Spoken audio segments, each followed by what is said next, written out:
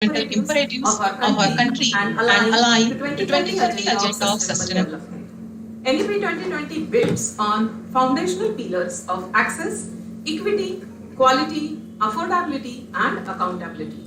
It recommends many transformational ideas to ensure universal access to high quality ECCE, early childhood care and education across the country in a fair manner.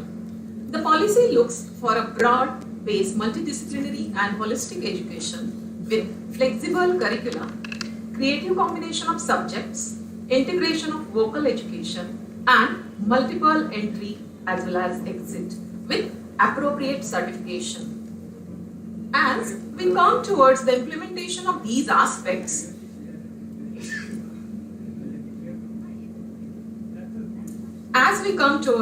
certain clarity on certain strategies and approaches.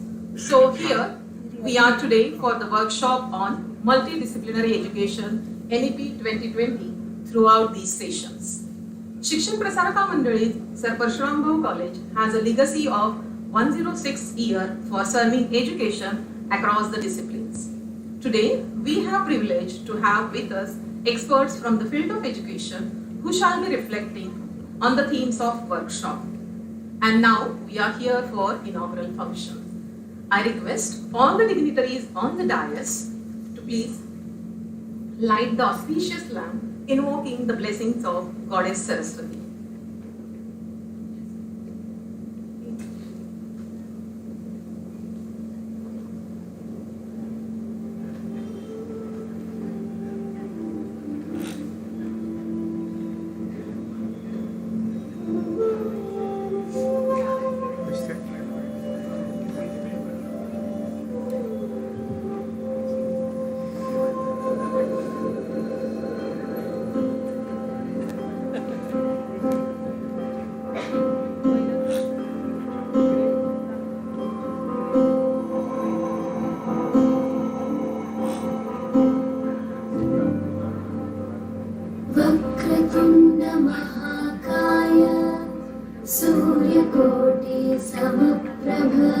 Thank you all the dignitaries. Now I request Professor Sunil Gaikwad Sir, in charge Principal SP College, to officially welcome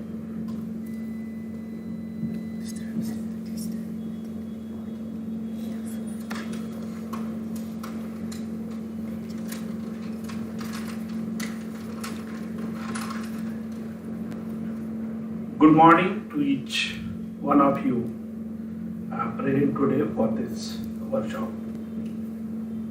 Honorable dignitaries on the dais, respected Gajendra Pawar, Vice President, Shikshan Prasarak Mandali, Advocate S.K. Jain Sir, Chairman of Management Council, Shikshan Prasarak Mandali, Radhika Inamdar, Secretary, Shikshan Prasarak Mandali. All respected, renowned resource persons and participants and dear colleagues. It is a moment of great pleasure to welcome you all who are present here to attend this workshop. Government of Maharashtra has initiated important steps towards implementation of NEP. So it has become very necessary to understand the guidelines of this new education policy. Today's workshop has been organized to sharing of ideas, fruitful discussions, and guidance by experts, which would help to giving proper direction and education. On behalf of the institution, I offer my best regards to all renowned experts and resource persons. Sir, thank you very much for accepting our invitation and coming here for the workshop. The schedule of the workshop will focus on the topic multidisciplinary approach, education in new education policy, sponsored by Savitribai Phule Pune University under Quality Improvement Program. I wish This workshop will enlighten us all and provide with approaches to deal with problems of tomorrow. I wish you all great success for the workshop, and again, I am very happy to welcome each one of you for this workshop. Thank you very much. Thank you, sir. Now I request Professor Anju Dapte, Madam, coordinator of this today's workshop, to enlighten us the idea behind the workshop.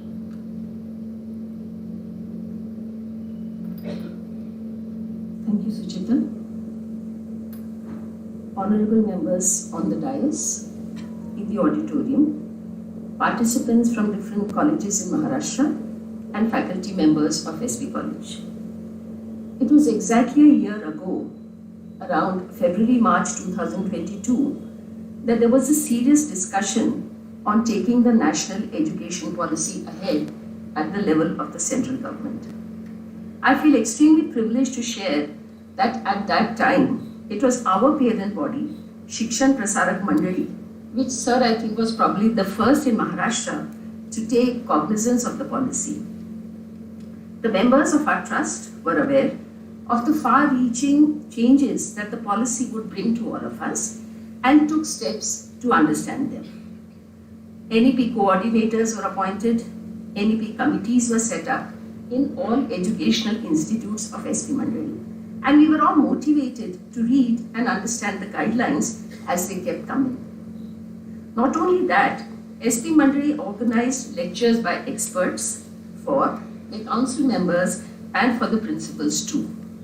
It also deputed a team led by Ravindra Kulkarni, Director Operations, to visit the organizations and institutes in New Delhi that were involved in the framing of NEP. We were privileged to collaborate with SEDA and listen to Honorable Karvalkar sir, Pandit Vidyasagar sir, Honorable Sonawane sir, and Dr. Shailendra Devrankar on the policy. So we have registered our college on the ABC portal, and nearly 2,000 students have already received their ID.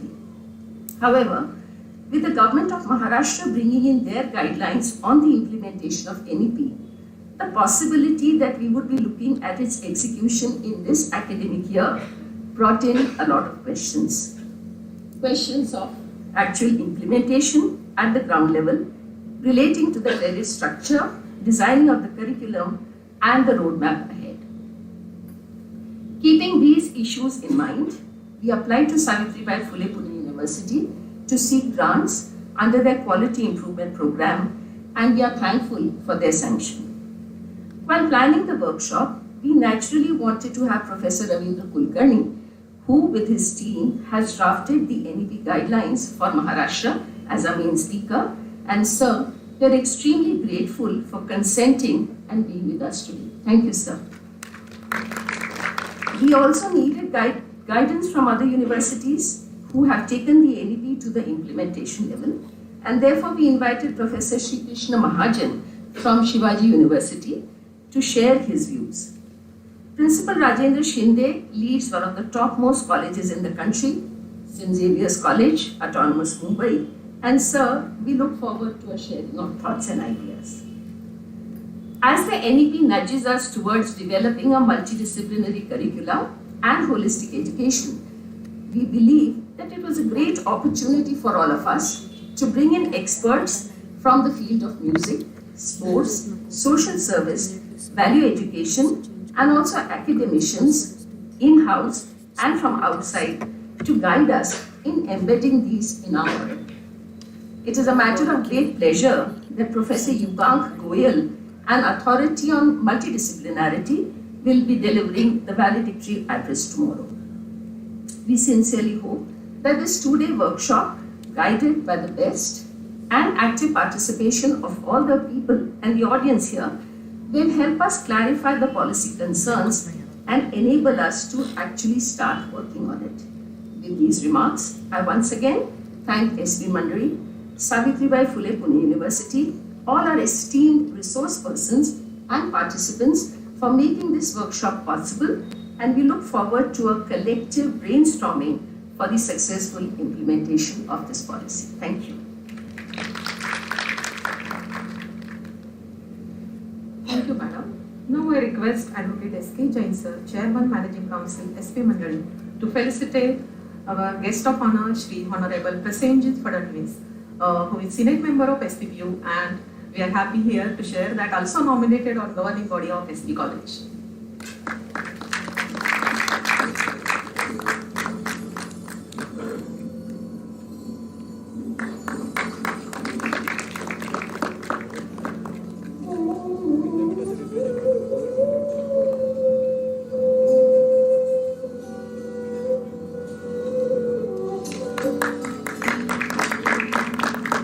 Now I request Gajendra Pawar sir, Vice President SP Mandali, to felicitate Dr. Ravindra Kulkarni, ex-Pro EC Mumbai University.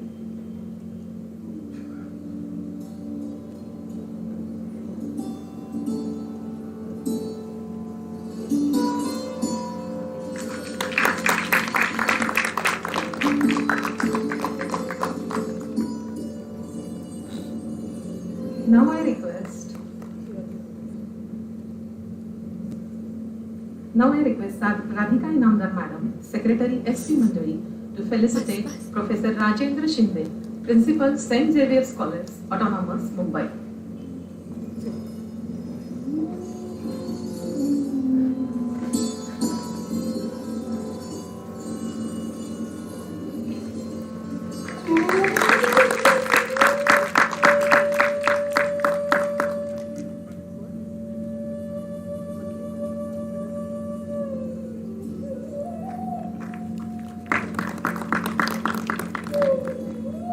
Now I request Professor Sunil Gaikwad sir, in charge principal, SP College, to felicitate Professor Sri Krishna Mahajan sir, Head, Department of Commerce and Management, Shivaji University, Kolhapur.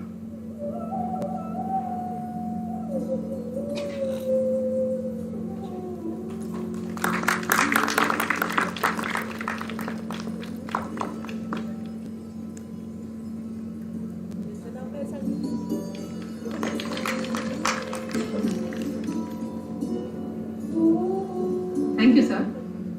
Now I request Advocate Jain sir to share his thoughts regarding today's work.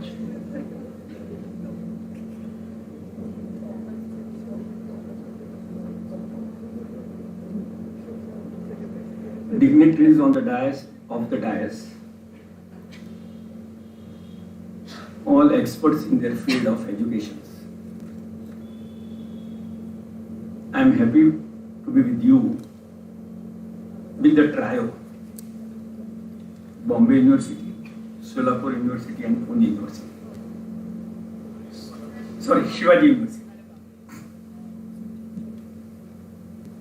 Therefore, it's a good occasion for Shikshan Prasarak Mandali and SP College to have experts who will represent the activities what are going on in Savitribai Phule Pune University, Mumbai University and Shivaji University. We are going to discuss on interdisciplinary systems and other parts are concerned, so we are going one step further. And I am sure that tomorrow at the end of this seminar, participant will have a clear idea that what will be the system which has to be followed for the interdisciplinary courses in the same college, with other college, with other university, and what are the problems which may come.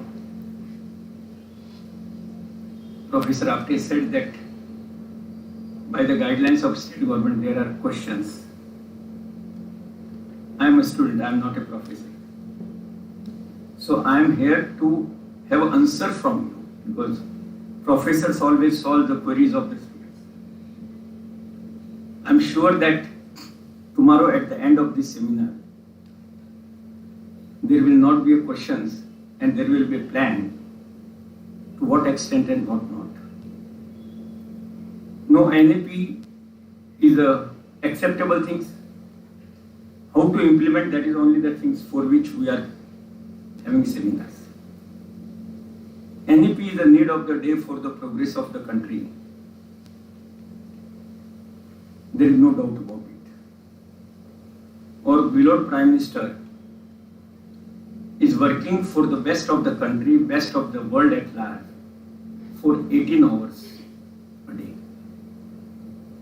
So the first thing what we can do is that how we ourselves, and then students will be motivated to compromise with all other things and only to work for education. And for that purpose, connect with industry, connect with alumni, connect with other colleges, connect with other universities. That is going to help. Shikshan Prasarak Mandali and SP College always taking a leap, or I will say that lead, in holding not only seminars but to participate and plan for the progress, how to go further. And this is one of the continuations of the same. Certainly, the participants from other colleges also, they are all experts and they have also come with the determination that what to be done. To make the student entrepreneurs or to make him eligible at any point of time when he leaves the education for constraint, even not going up to degree college, he can start his own workshop, his own company, entity, or he can start working with others.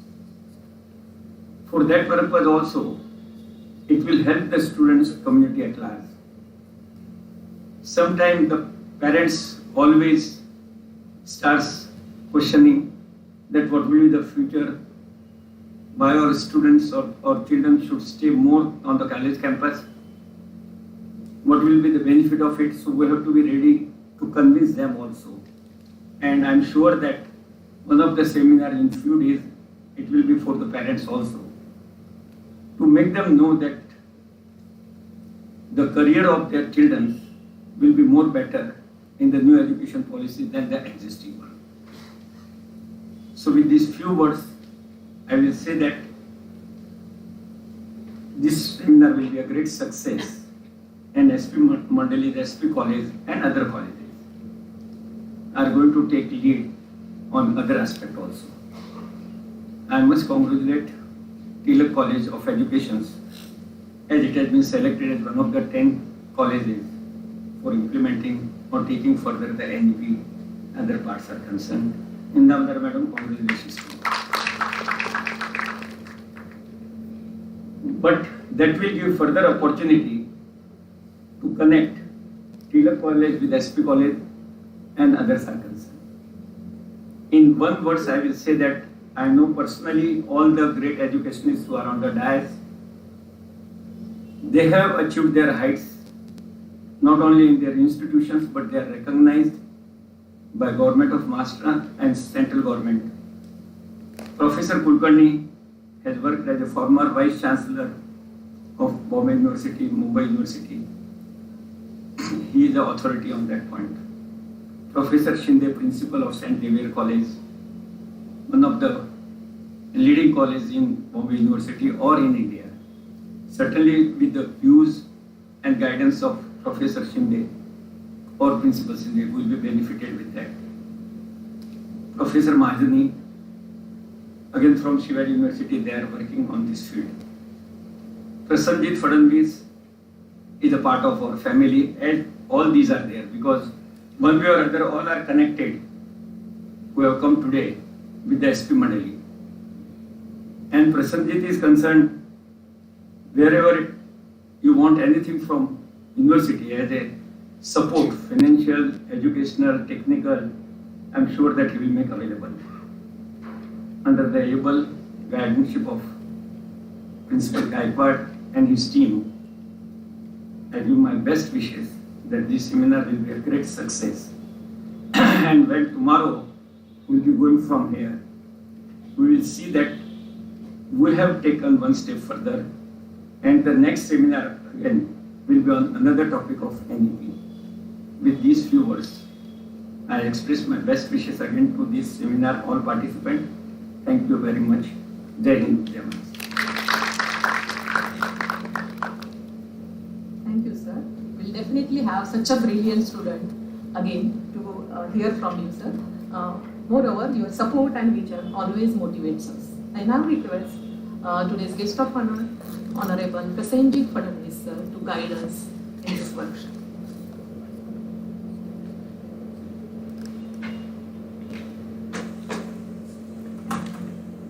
Good morning. Honorable Jain sir, Honorable Ravindra Kulkarni sir, Mahajan sir, Shinde sir, and all the dignitaries on stage and off the stage. I'm thankful to the Shipra Mandali for calling me here as a guest of honor. Actually, this program is sponsored by Savitribai Phule University under a quality improvement program. And I was fortunate to be chairman of this committee, and I was the person who initiated this seminars. So we have given as a Savitribai Phule University 1 crore 65 lakhs to 165 colleges to implement and to take NEP forward. So there will be total 165 seminars in different colleges of Savitribai Phule University, and we have given 1 lakh or 50,000 for this. And this was the first university in India to give funds for such kind of things. Under QIP, again, we have given funds for sports, but earlier those sports was only for sports equipments. Now this time we have given only for sports prescribed by Khelo India. So I have aligned everything that is related to NEP. So NEP we have there are 16 different streams wherein NEP is to be implemented. So these programs what we have given to different colleges have to be implemented on only these 16 subjects. So they cannot divert from any of the subject.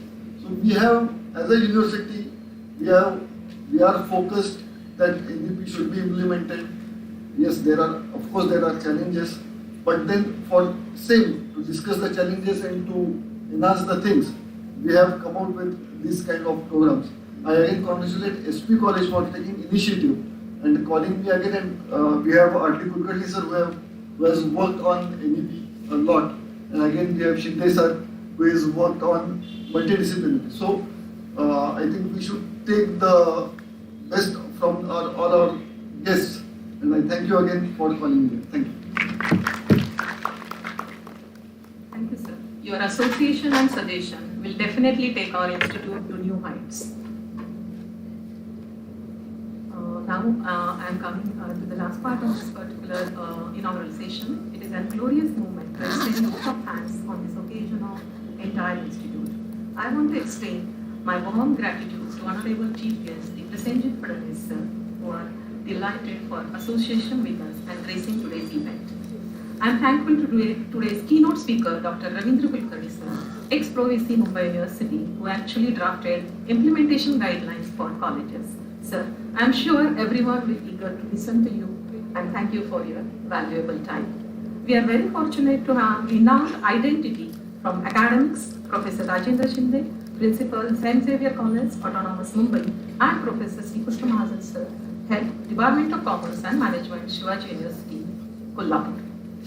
I'm equally thankful to whole management who always supports and guides us for this particular NEP implementation. I still remember that we have started this talk a long back during our mega event of Vigyan Sarvatra Pujyate. During that last day, Jain sir initiated and told us that now we have to start working on NEP. Thank you, sir.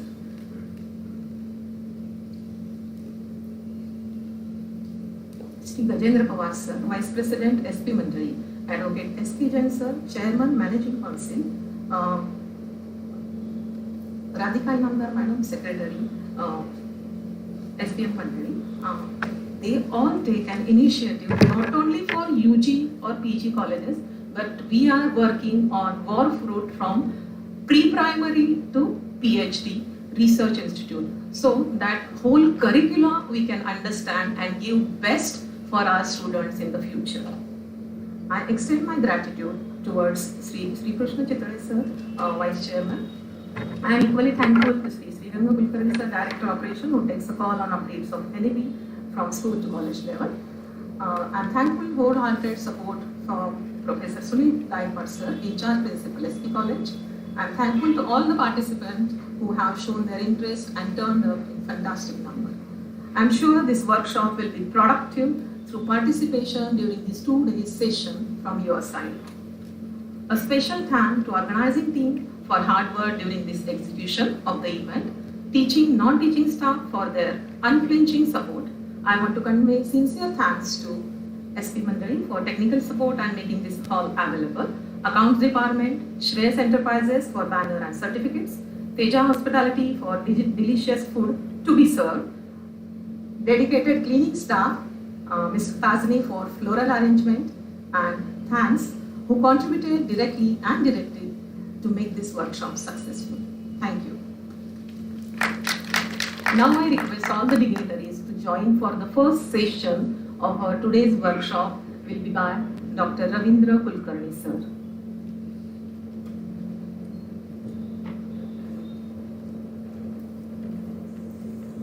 I request Dr. Shivaji Bhosle sir, Associate Professor, Associate Professor in Physics, to please introduce our today's guest.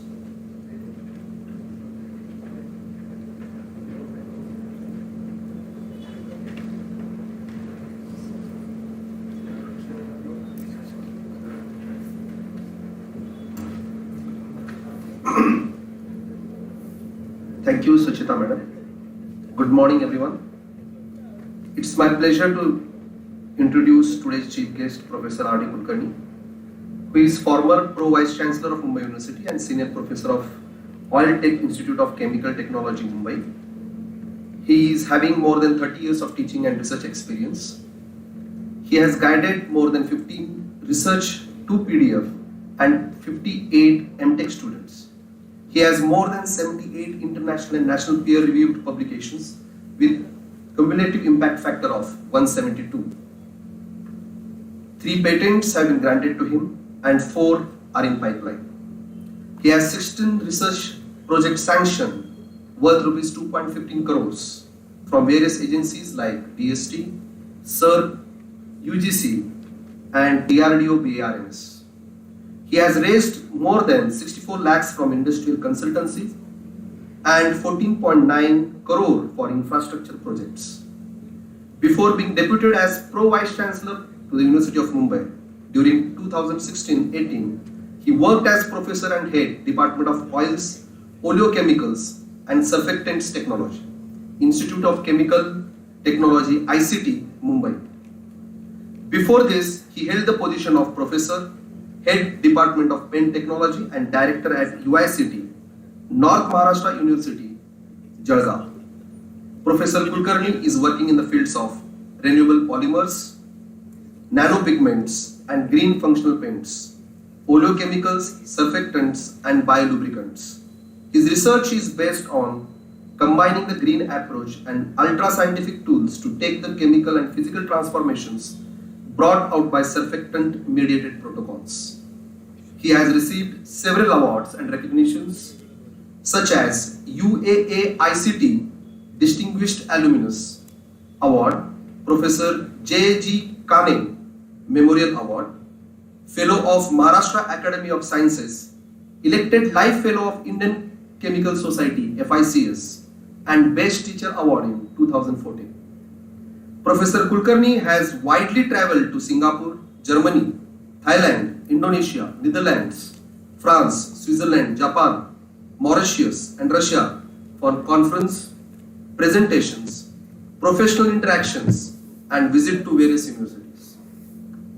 He has given more than 70 invited talks and 150 conference presentations, and also has rich experience in handling quality issues, assessment, and accreditation related practices of NAC, NBA, and NIRF. Professor Kulkarni has also served as Director IQAC and Senate and Academic Council member of North Maharashtra University from 2014 to 16. He was Executive Council Visitors Nominee at Jawaharlal Nehru University, Delhi, and honorary advisory position of Academic Council of Capital University, Jharkhand. He was Academic Council member of Yashwantrao Chavan Open University, Nashik, and Goa University. He was also IQAC member of Dr. Babasaheb Ambedkar Marathwada University, Aurangabad, member Board of Research MIT ADT University, Pune, and SNDT University. More prominently, he was working as group member for preparation of guidelines for university industry linkage program by UGC New Delhi. He was committee member of JJ State University and committee member for the design of 4-year multidisciplinary degree and dual degree program in line with NEP 2020. Higher and Technical Education Department, Government of Maharashtra. Currently, he is member of Maharashtra State NEP Implementation Steering Committee, Department of Higher and Technical Education, Government of Maharashtra. Dear sir, it's our honor to welcome you as a chief guest and for state level workshop on multidisciplinary education in NEP, and I am sure that your introduction has already given the much needed insight about your involvement in the implementation of NEP in Maharashtra state. Thank you very much. I hand over the session to sir.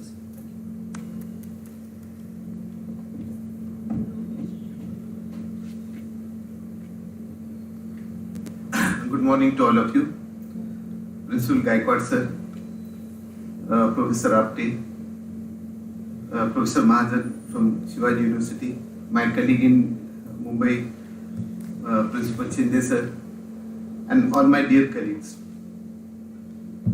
In fact, I have asked organizer to have feedback from the participants, exactly what are their expectations from my presentation. When since last 6 months I am traveling across Maharashtra and presenting the things, presenting various aspects connected to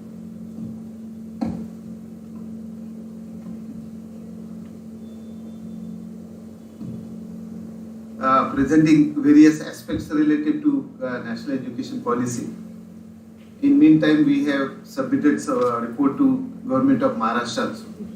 And probably whatever the presentations which have been prepared from the angle of implementation has been already circulated to many colleges. So wherever I go, probably I just keep that PPT pasted in their laptop only, so that it can be circulated to participants as well. So I hope like everything that has been available to all. And so that was my intention, that like, what could have been the real expectation, so that the proper focus can be given. But I think it appears to be a wider, so let us move across. And some of the slides I will just keep, because it's an understanding that you already know about that. And in case you wish to cross me at any time, that is also possible.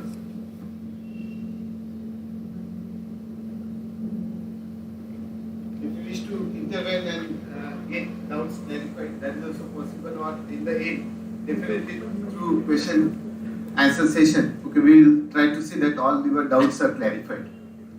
And in fact, one of the way for visiting different conferences is to understand what are those questions, and likewise, based on those questions, we like to prepare the FAQs, frequently asked questions, and their right answers, so which will provide a basis for implementations. Now friends, as probably the curricular framework is probably getting a right shape. The curricular framework examples are now being cited at multiple places, and many colleges have really started working hard on working out probable curricular framework that could have been implemented from June, July 2023, from the coming academic years. So from that perspective, we'll have to keep in mind that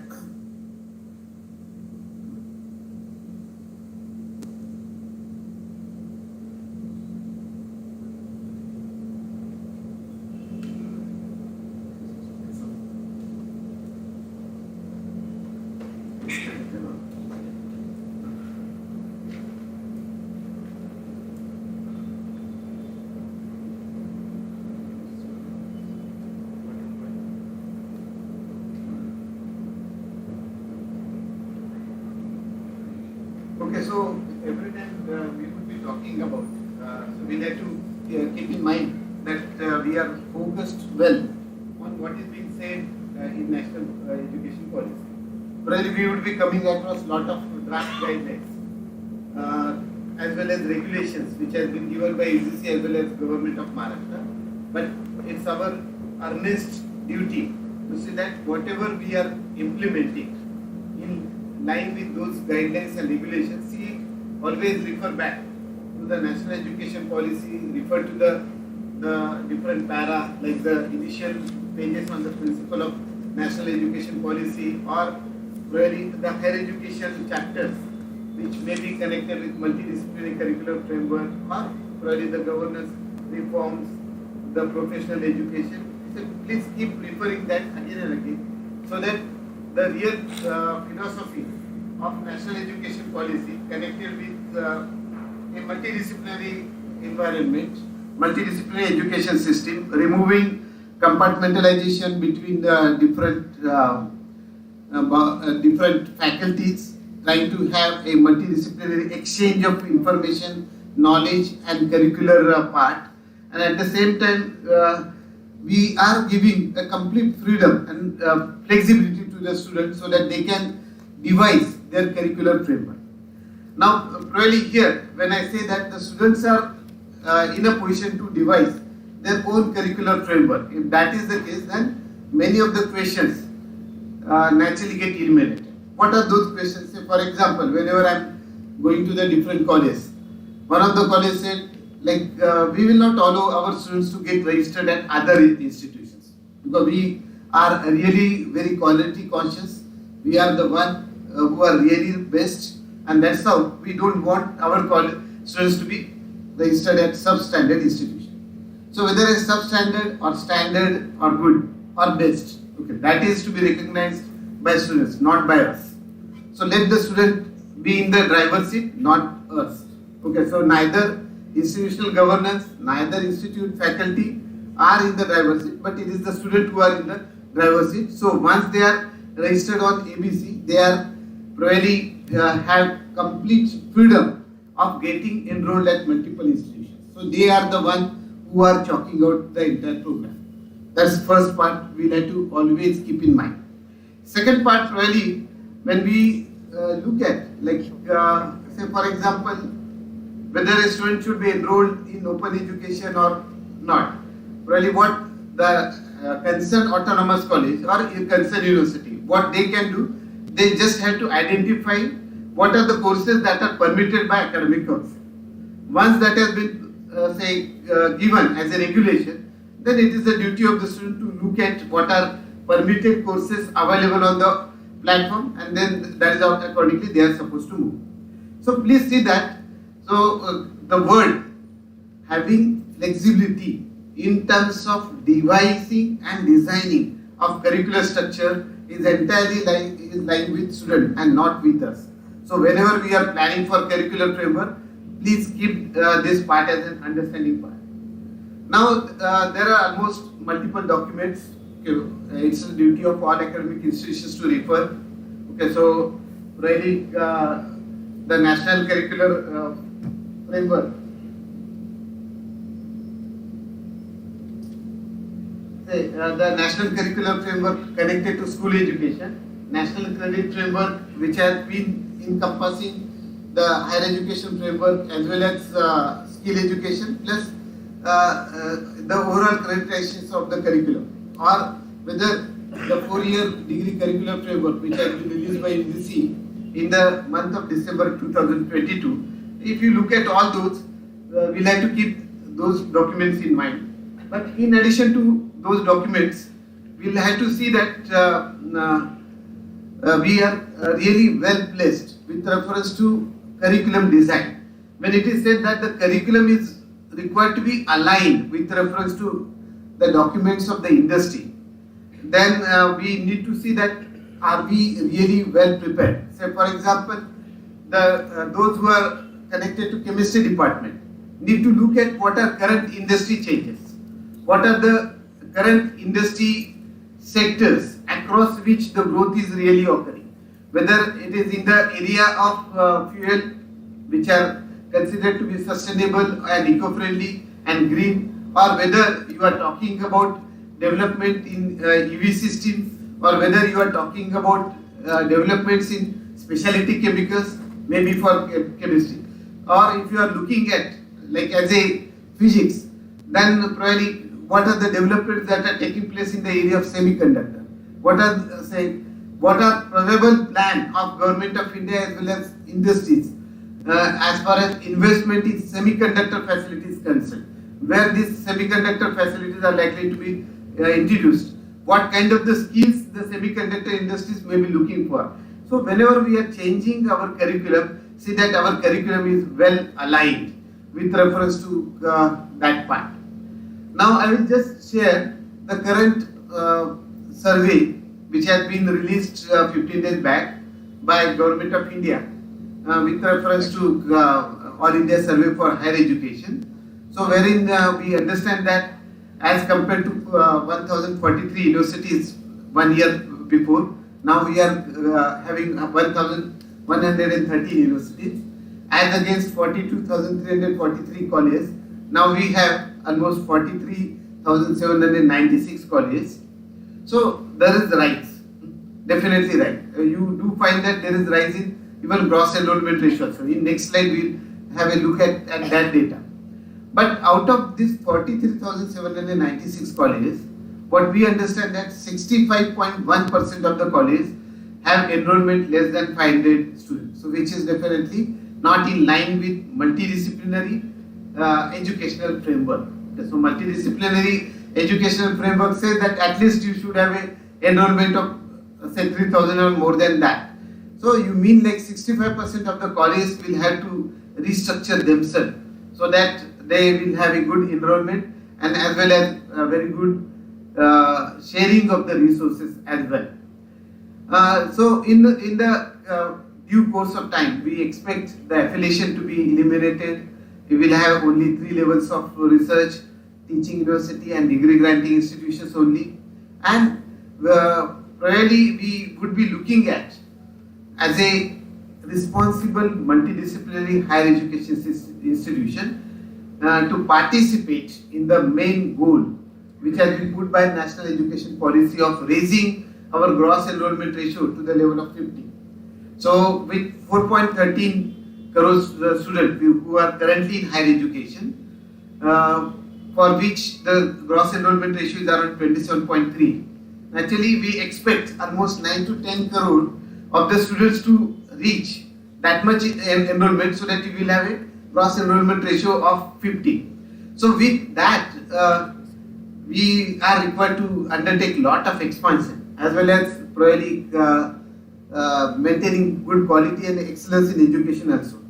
And while going for gross enrollment ratio jump from 27.1 to 50, we have to keep in mind that since we are required to be very much inclusive, since we are required to be very much socially responsible, we need to say that the gross enrollment ratio should not be just increasing in overall magnitude, but at the same time, socially weaker sections like say with reference to SC and ST, the gross enrollment ratio should also equally jump so that the overall expansion should really reflect the ambition of socially weaker sections. So in that way, it has to be inclusive. So as far as current status we are looking at, the ST gross enrollment ratio is just 18.9. So you mean like we need to take up lot of efforts so that the weaker sections of the society can participate in higher education in a big way.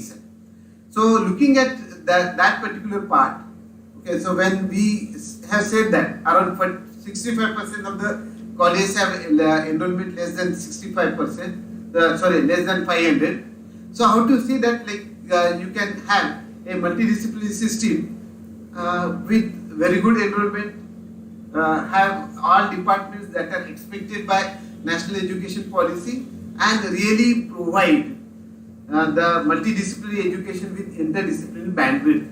Okay, so probably the government document clearly says that there are multiple options which every education institution need to exercise. Of course, SP College itself is a multidisciplinary institution, so they may not have to work may not have to work beyond certain limit because they already have all disciplines, arts, commerce, sciences. Probably they may have to add few technical programs.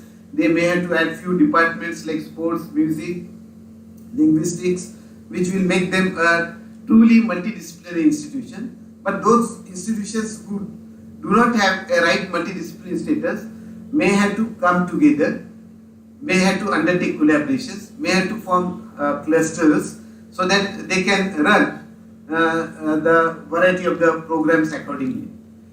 Now, as far as the institutional development plan is concerned, okay, so we would like to see that the institutional development plan of the higher education institution must reflect the overall strategic goal of a higher education institution. It must reflect overall strategy. So, in a sense that whenever you are looking for institutional development plan, what are your ambition for next 2.5 years? What are your next ambition for 5 years? What are your ambition for, let us say, for 10 years and subsequently for 15 years? So see that you have a very good strategic goal connected with the planning with reference to curricular development as well as with reference to HRS. Now, whenever you are looking at the overall system connected to multidisciplinary higher education system, whereby you have a multidisciplinary environment, you have multiple disciplines, you have a very good enrollment, but in addition to the alignment with national education policies, we require several other things to be achieved. So, for example, we may have to look at to have a very good connect with alumni. We are required to have very good connect with industry. We are required to have a Office of International Affairs, so that those students who are coming from countries, other countries, okay, so you need to offer a single window system for their admission. Those students who are going abroad from your institution to universities outside, okay, let us provide them best all-round support so that their movement from your institution to institutions abroad can be easily facilitated. So let us see that you are really working very best in terms of internationalization of higher education itself. Now, as a regular part, okay, one of the things probably which your institution had to work, that you need to have a regular participation in National Institutional Ranking Framework, NIRF, because as far as Maharashtra is concerned, probably very few colleges are having NIRF ranking within top 100. I think Ferguson College is having an NIRF ranking around 56 or something. But like SP College should see that they qualify for top 100 ranking institutions, because there are lot of opportunities available for NIRF ranking institutions. Say for example, whenever you are going for dual degree program, or whenever you are going for a joint degree program with foreign higher education institution, having NIRF ranking within top 100 is one of the benchmark which everyone has to, every higher education institution must aspire for. So let us see that you are having a really good NIRF ranking in coming years. As far as the institutional development plan is concerned, okay, so let us undertake the current status analysis, diagnosis of the current status. So what is our student strength today? What is the diversity of the student across different courses? Whether some of the courses are very strong, some of the courses have less enrollment. If they have very less enrollment, what could have been the reason? Can we see that those courses become more acceptable in terms of national education policy? Let us work with a right credit structure. Let us work with the right curricular development. Let us see that whenever you are looking at 5-year, 10-year or 15 years plan, then probably you are looking for the different courses. You are looking for different HR requirement, and based on that HR requirement, probably you may require on right hand side a right financial plan. IDP is the basis for providing grants. Okay. We have seen that under national education policies, the government is going to create 4 different verticals. like with reference to regulation accreditation, and one is with reference to professional standard setting, and the fourth is with reference to funding. So the funding by government is entirely linked to institutional development plan. So whenever you are asking for any funds, whether to have infrastructure augmentation, whether to ask for additional faculty, whether to ask for instrumental setup, or whether to ask for laboratory development, like whatever. So everything has to be reflected in IDP, then and then only the funding would have been really provided.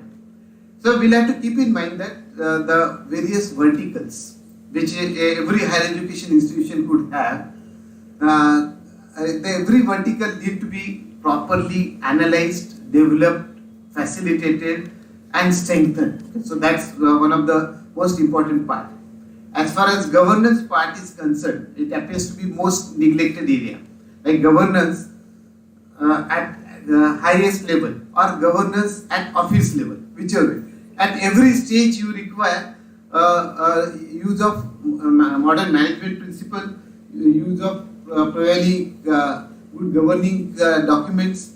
You need to have a right HR policy, need to have a policy documentation in place, need to have a procedural aspects well documented, so that whenever a student approaches, because this is going to become a real important parameter. Okay, so in coming days, since the students would be exposed across academic bank of credit to variety of the possibilities of going for different combinations of the courses. So there clearly we'll have to see that your administrative support is really best. Your administrative support is really digitized, so that the student can have an access to your administrative policies even in an online manner. And there will be minimum hurdles in execution of all procedures, right from like admission to the result declaration. So you need a very good connectivity. Now, as far as a institutional we are concerned, we are always required to be well connected with the society. So naturally, as a SP institute, let us look at an SP college. So are we in a position to answer all the questions which the society is asking in my neighborhood? That is most important part. So whether those societal problems, whether it is scientific, whether it is social, or whether it is technical, okay, are they reflected in my research outline? Okay, that's the important domain. And really, besides regular funding through government, are we generating enough resources so that we will be providing enough infrastructural development support in terms of practical exposure to students? Okay, are we doing that? Are we well connected to industry? Are we in a position to solve industry problems? Okay, so that part needs to be understood and executed through second and third vertical exam. So we are required to have a very good R&D setup, so that we would be able to really provide a utility support to society as well as the industry itself. So let us plan for that, and really along with curricular part, we would like to have a very good startup and incubation activities also. So this is the current faculty-student ratio which has been governed by and defined by the IDP document itself, given by Government of India itself. Now there has been a change of definitions of the faculty-student ratio, okay, and accordingly one has to move from say the regular way of calculation of the workload to the teacher-student ratio. That's really important, and the HR calculations need to be carried in tune with this. And in order to have best support in reference to industry-institute interaction, okay, so wherever possible, and now Government of Maharashtra has also permitted, let us go for appointment of professor of practice, appointment of associate professor of practice, so that you will have a very good industry-institute interaction concern. And that is how one can move really in a best possible way. Now look at here the entire part, that we need to keep in mind that is to be executed by faculty. So the faculty is at the heart of the transformation. So we as a faculty has the main role to play with. So in fact, you are very fortunate to have very good management support. Jain Saab is very much enthusiastic in implementation of national education policy. Normally, getting management support is very vital, and here management support is already being given. So what now as a faculty, we are required to be promoting ourselves so that we would place ourselves in best possible way as far as curriculum design is concerned. So let us see with reference to execution of national education policy, see that let us identify what are my own training needs in terms of execution of national education policy. What are likely to be training needs? Say for example, as a faculty, I am teaching students to core students who are taking up my subject as a minor subject, or student who is taking up my course as an open elective. Okay, so I am coming across variety of the categories of the students. So as a physics teacher, if I am teaching student who already has a physics as a core background, then teaching to physics student having physics as a core background is very easy. But if economics student has taken up physics as a minor subject, then teaching that student with very good provision of fundamental understanding, okay, is really difficult, and we need to look at that part also. Open electives again a totally different part. Okay, with minor at least they are taking up a bunch of courses related to that particular subject. With open electives, probably the student is concerned with that subject only for that particular course only. So how to see that I am providing a right translation of the concept to the student who is taking up open elective. I will need a different pedagogical aspect as far as teaching is concerned. And another part with multiple entry and exit, since the students are expected to exit maybe at different level, and students are supposed to re-enter the program after a specific gap between exit and entry. So naturally in every year I am likely to come across different students. I am likely to come across students with different background. So teaching those students with different background itself is a challenge, and I need to say that my training need analysis, my pedagogical requirement are really fulfilled from that point of view itself.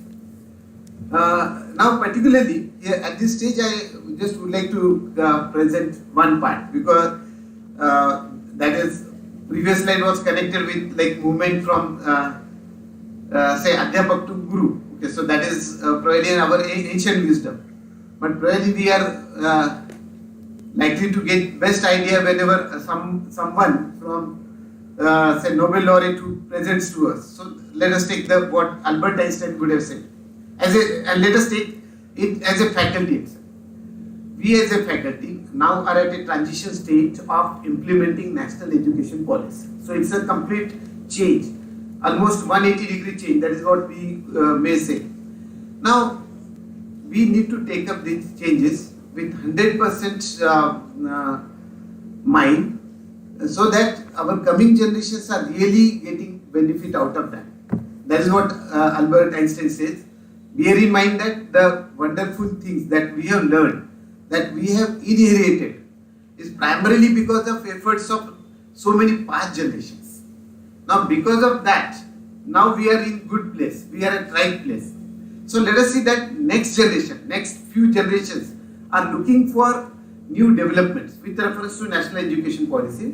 So it's our moral responsibility to see that these things are really passed on to the coming generation in best possible way. So that's what we need to keep in mind.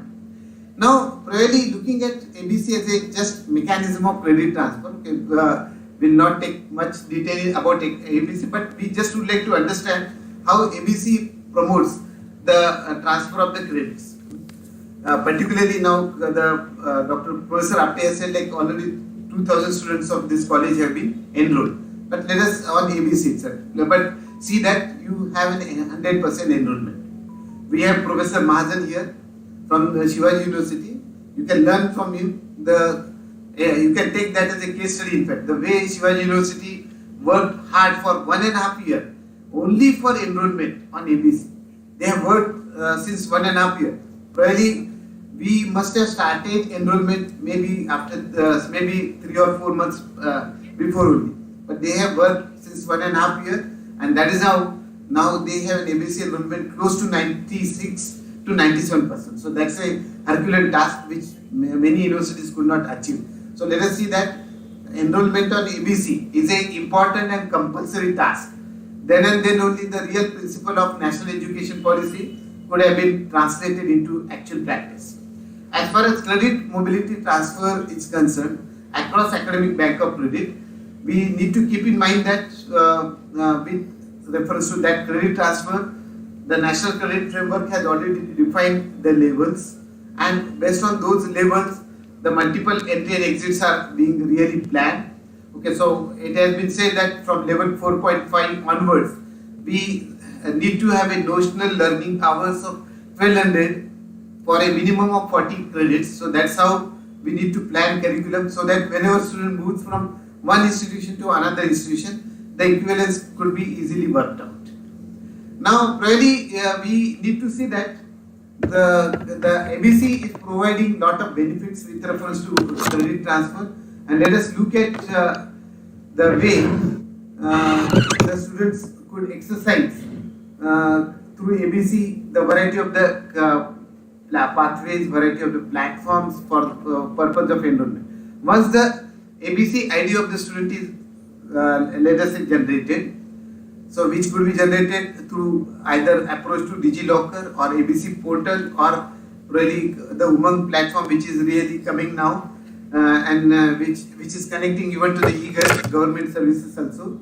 So once that ABC ID is created, what the student has to do is to communicate to the concerned college where the student has been enrolled.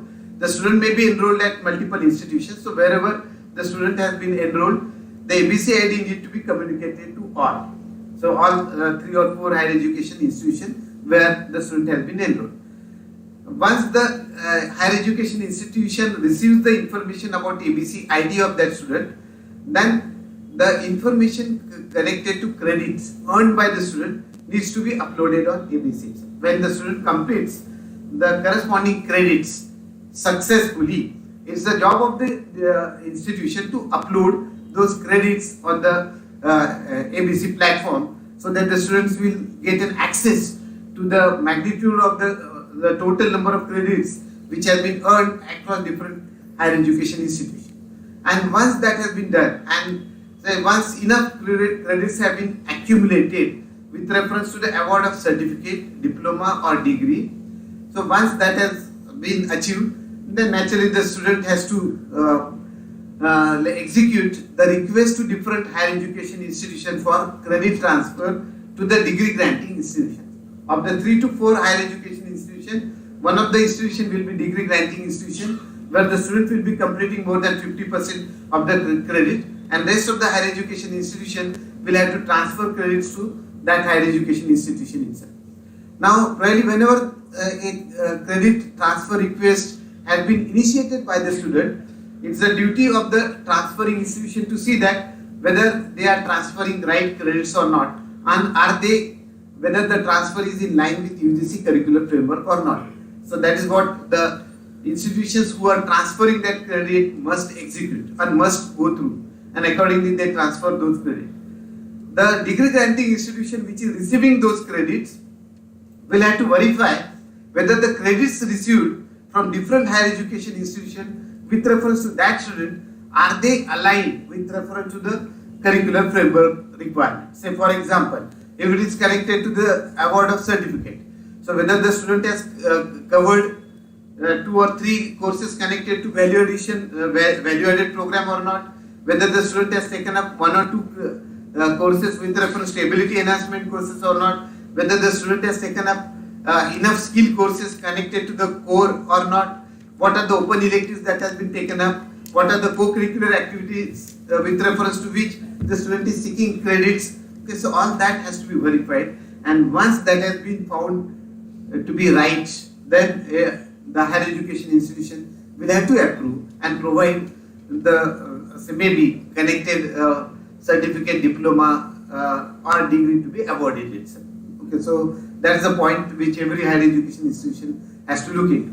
In case they are not in line, then the higher education institution has to communicate to the student that through ABC portal only that it is in not line.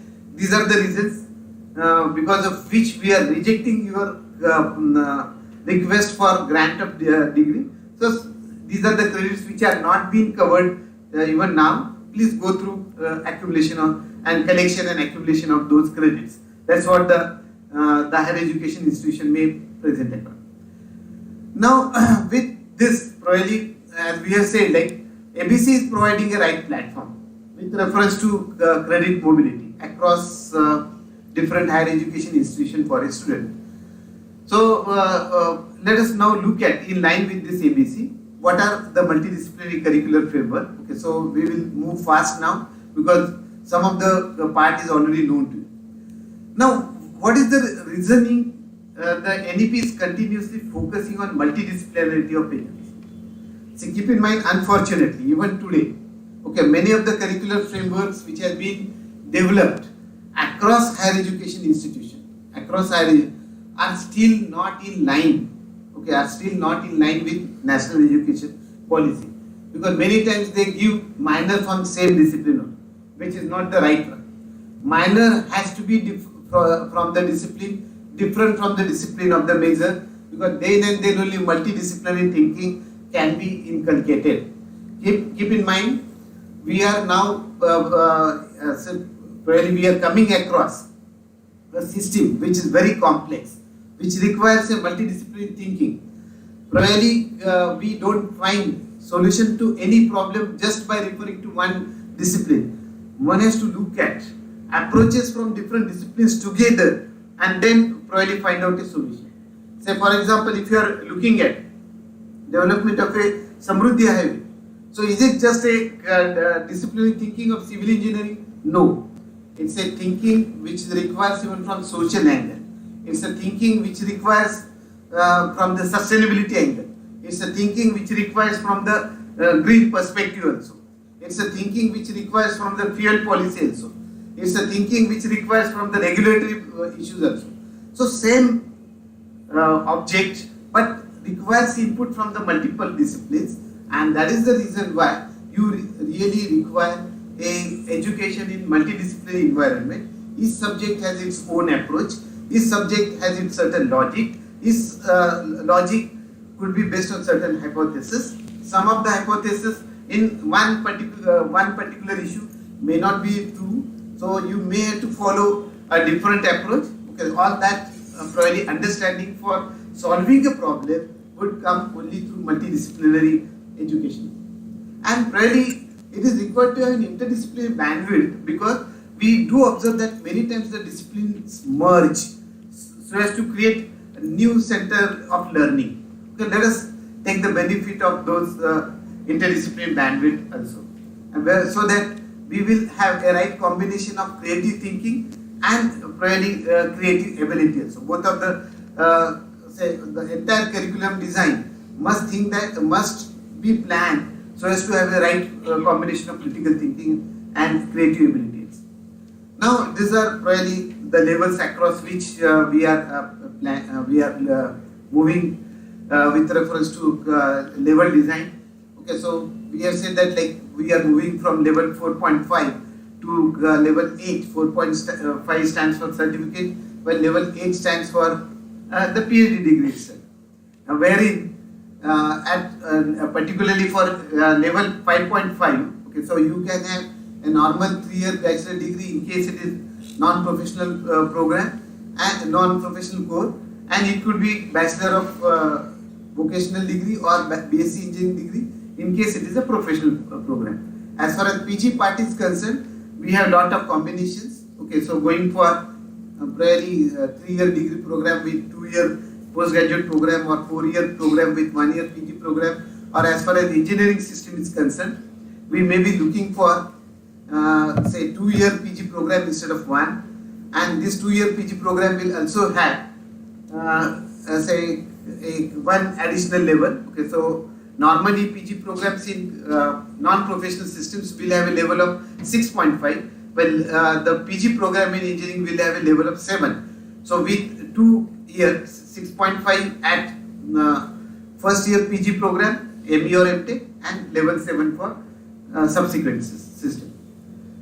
The entire curricular planning is well connected with even with reference to school education, and we need to understand that ABC is no longer a domain of higher education. It is equally an important domain connected to school education as well.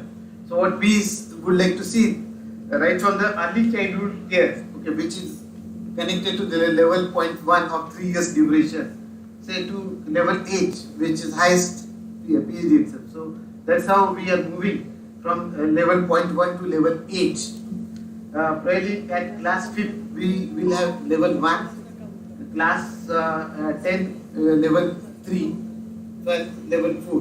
Now we would like to see that there has been a parallel system also which is available for school education also. It's no longer a regular school education connected with the school board or probably CBSE, but we could have a national open schooling and a National Institute of Open Schooling, where you may be talking about the like say for example with reference to class 8, you could have a skill education through NIOS with reference to level 2 through short-term vocational training program itself, or with reference to UG second year, let us say, you could have a second year UG diploma equivalent to a student who has completed 10th standard plus 4 year National Trade Certificate or National Apprentice Certificate or Craft Instructor Training Scheme program, which is equivalent to this UG second year. Now, when we have said that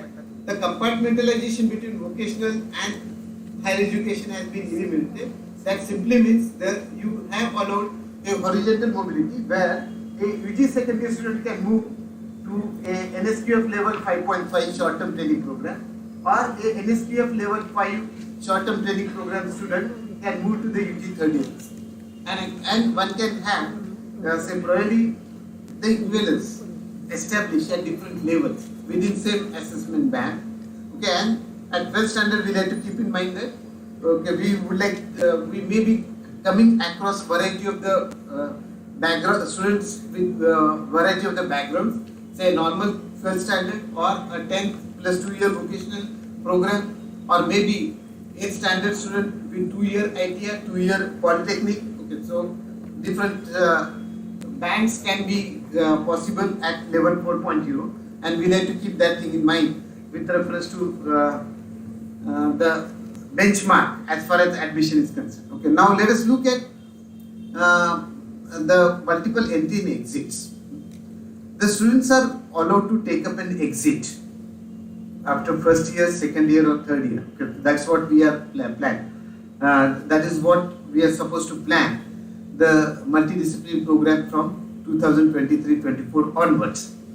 Now, when we have said that the student has completed, let us say level 4.5 with credits of 40, which is minimum. Some of the higher education institution may prescribe 44 credits as well. So 44 or likewise, normally 10% to 20% additional credits can be taken up over minimum required. So the student is supposed to complete prerequisites of credits as far as each level is concerned. In addition to that, if the student decides to take up an exit, then there are two additional things which the student has to fulfill. Okay, the exit by a student would be allowed by degree granting institution provided the student, besides completing minimum of 40 credits, will look for completion of 4 additional credits just after completion of 2 semesters in the summer vacation, completion of those 4 credits with reference to that skill area where the student is looking for a job. So that's one requirement. It may be a skill course, or it could be a internship in an industry similar to the one where the student is looking for a job. So either of the things need to be, either of the procedure need to be planned. Either a 4-week, say for example, a commerce student may take up Tally or GST as a skill course. Or probably a chemistry student may take up a 4-week training program in a laboratory, so in the industry laboratory, okay, likewise. And in addition to those 4 credits, the student should have completed 6 additional skill credits within first 2 semester itself. If not, then the student will have to complete those 6 additional credits over and above those 40 credits also. So a exit is allowed provided this is being permitted, this is being achieved by the student. If the student takes up an exit after first year, let us say with an award of certificate, goes to work and would like to come back, would like to re-enter into the system, then he or she need to do that within 3 years of the exit itself. So let us say like the student has taken up an exit in 2024, then the student has to, for a level 4.5 certificate program, then the student has to take up an admission to diploma level at which is level 5 within 3 years after the exit, that is within before 2027. Okay, that's the basic idea. So naturally, the student of 23-24, whenever they are exercising the option of exits at multiple stages, would like to see that they will complete that program, the 4-year degree program, within 7 years. That is 2030-31 itself. Okay, that is a mandatory exercise because the credits have a shelf life of 7 years only. So that multiple and entry exit need to follow this. Speak loudly so that others can also.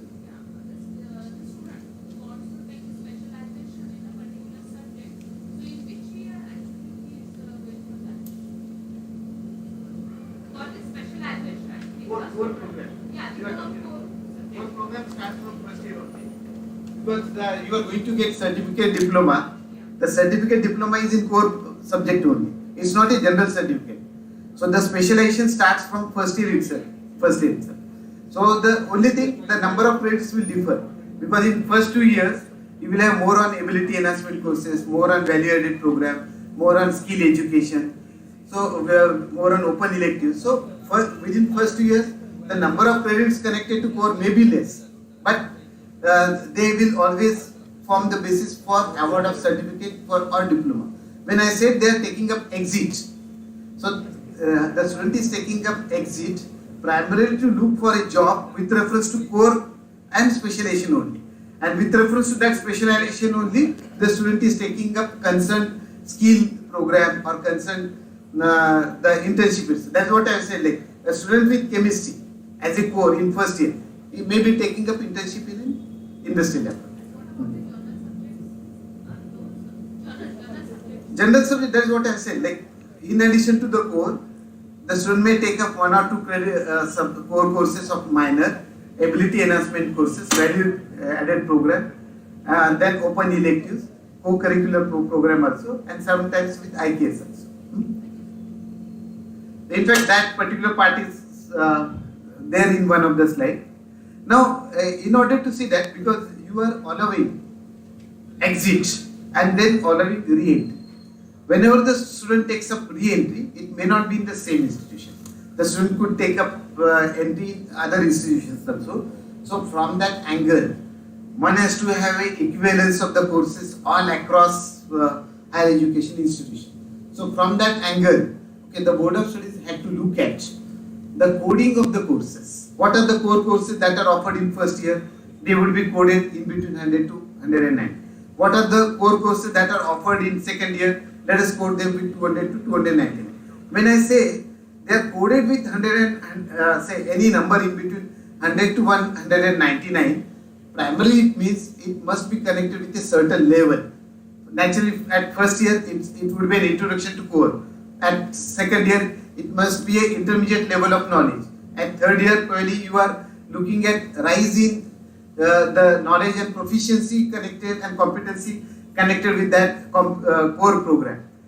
Fourth year may be looking for advanced courses, and probably at PG you are looking for research based specializations also. So let us need to have a right coding so that when student moves from one institution to another institution, they would be allowed to have a right coding and the BOI, when the student takes up entry into second institution, the second institution will look at the course of the core courses which are being achieved by them. Now let us say like there was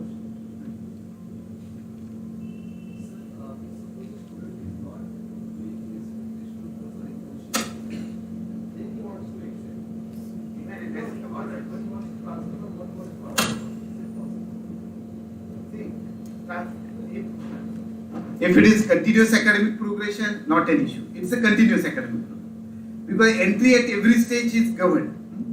So whenever the student is would like, without taking up like a award, if the student would like to move to the second year, that is possible. But now what has happened in this case? There is one level of complication because initially the student has taken up admission in say maybe 2 or 3 higher education institutions, but with one higher education institution assuming it to be a degree granting institution. So wherein the student is entitled to get certificate.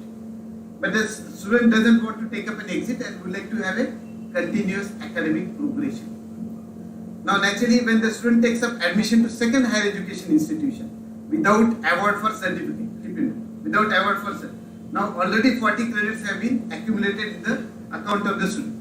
Now let us say the student is taking up admission maybe now not only in one institution but more than other institution, but really he changes the option of degree granting institution HEI 1, let us say to degree granting institution HEI 2. Now HEI 2 is the one who is supposed to award diploma. Suppose if the student would like to take up an exit, then the student has to see that the HEI 2 should have over of total 80 credit, 40 credit has to be from HEI 2. That the student has to keep in mind. Otherwise, there will be a problem in awarding degrees. That the student has to follow at any cost. So likewise, at every journey, the student is moving from one higher education to higher education institution with lateral entry. The board of studies of that autonomous higher education institution or the university has to verify what are really the courses that are being covered in first year. If the student is continuing in the same discipline, not an issue. Like if the student has taken up chemistry as a core at first year and student would like to continue with that chemistry as a core in second year, so not an issue. But if the student would like to undertake a change of option, instead of chemistry, let us say physics, change is allowed at once because some of the principles have been taken from the engineering education. Engineering education, they allow change of discipline at second year itself. Like if the student has taken up admission in civil, he or she is allowed to change to the electrical also. That is possible. Here, when the student exercises a change of option, let us say physics. First thing, of course, the HEI will have to take up all eligibility options. That's first part. Second part, say in first year, those students who has participated in continuous academic progression from first year to second year with physics, they must have completed certain number of credits connected to physics in first year. Student moving from another higher education institution or say maybe from chemistry class moving to the physics class, what the student will have to do now? Whatever the credits which has not been covered by the student in first year. So the student, it's a responsibility of the student to complete those credits connected to physics. Let us say it may be 7 to 8 or 10, whatever credits it must have been, it may be in the first year. It is the duty of the student to complete those 10 credits in second year. Then and then only the student will fulfill the complete eligibility norms for award of diploma in physics. Otherwise, no. So this will have to keep in mind. So that's what, in fact, that is what the third statement in the slide says. Like if the lateral entrant or probably student from one class to another class, whenever they would like to shift and change their core courses, they will have to fulfill the credit requirements. If required, certain additional bridge courses, whatever may be. So naturally, it is likely to become a complex pathway. And we need very much digitization of an admission part. What kind of that digitization would be looking for? So let us say, I'm just presenting an hypothetical examples like a institute, the student from institute 1 is moving to possible, like looking for 3 different options of institute 2, institute 3 and institute 4. Now if the student goes to institute 2 with same A and B, okay, which was taken up in the institute 1 at second year, okay, not an issue, so there won't be any eligibility issue. But if the student has gone to institute 3 who are offering little bit different courses, not exactly A and B, but really they are offering A but they are not offering B, instead of that they are offering C courses. So really with reference to that C, what are the prerequisites connected to that C that the student must know, and the student must have to fulfill that prerequisite connected to subject C. Okay. Then and then only the eligibility norms will be completely fulfilled. There could be a possibility like Institute 4 where there are partial overlapping courses. If the overlap is in general, as a rule of thumb, if it is more than 70%, then probably they are taken up equivalent. If they are having overlapping less than that, then probably additional bridge courses may be recommended by Institute 4 so that the institution, so that the student will fulfill the eligibility norms of the Institute 4. Okay, so every institute now are required to be well aware of the design of the guidelines with reference to admission to the students at different level. Okay, now probably the answer to another question, like what are other courses that the student is taking up? Unfortunately, again, very much care. Okay, whenever you are going for the curricular framework presented by different levels, need to be aligned with the curricular framework in tune with multidisciplinary principle and interdisciplinary bandwidth. Okay, these are required to be kept in mind. So whenever you are like as a whole, out of like the overall 160 credits for a 4-year or 120 credits for a 3-year, we expect the student to take up the core subject, major subject, specialization subject, at least of 80 credits for 4-year and 60 credits for 3-year. So that's how the student has to fulfill. So the core program subjects specialization may have to cover. Okay, say let us say there are certain courses with reference to that specialization which are indeed essential and the student must take up, so they become mandatory. So we may say that with reference to the organic chemistry as a specialization, you may expect reaction mechanism to be a compulsory subject, and on the other hand, medicinal chemistry can be put up as an elective subject. Okay, so what are mandatory with reference to specialization and what are electives which are going to add to the knowledge of the student? Okay, all those need to be planned by board of study. Connected with that, okay, so you need to offer skill courses. Say for example, if I am looking for a chemistry as a core program, then what are probable skill programs? Okay, it could be hands-on expertise on instrumentation, like maybe gas chromatography, HPLC, or it may be hands-on expertise on variety of the synthetic procedures. It may be hands-on experience on purification procedures like crystallization, distillation, drying, likewise, or it may be hands-on experience with reference to quality assurance principles which are followed by chemical industry. So those skill programs may have to be planned. There has to be an internship, okay, with reference to each core, so that the student will get on-job training. Okay, that's the important part. And those who are taking a 4-year degree program with reference to research, and then they will have a 12 credits research course. So that's how a department offering core specialization, maybe as a single department specific, maybe as a school combination, maybe as a faculty combination, or maybe as an interdisciplinary combination. Okay, we'll have to offer the right design of the curriculum with reference to core itself. Minor is one which has to be from a discipline other than the discipline of major. It doesn't mean like if you are taking up history as a major, economics could be minor. No, it has to be from other faculty. It has to be either from a interdisciplinary, it has to be either from a science, it has to be either from a commerce, or it has to be from an engineering part. Okay, so minor is very much important for multidisciplinary thinking. Okay, so let us look at that part.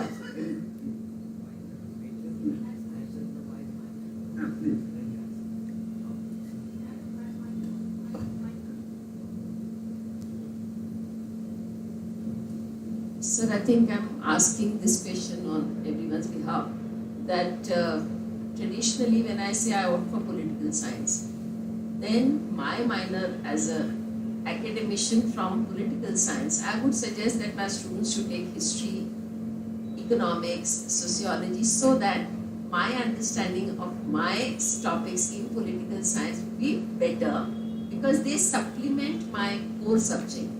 Now, if I decide to take randomly, say maths or chemistry or some commerce subject, then what happens to the other subjects which traditionally, for example, under Pune University today, we have S special and G, special subjects, and G1, G2, G3. Now, what we take as G1, G2, G3 are actually subjects that complement my understanding of my specialization. So, how do we ensure that my core subjects and the necessary supplementary subjects would go along?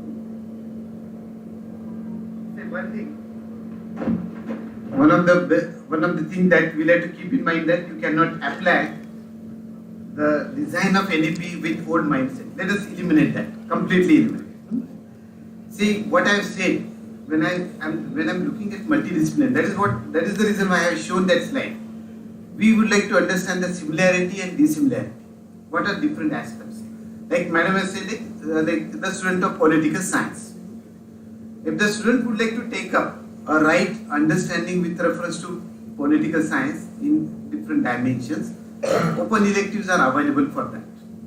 Open electives, the student can take up variety of the electives, so that his real understanding of the political sciences could be enriched.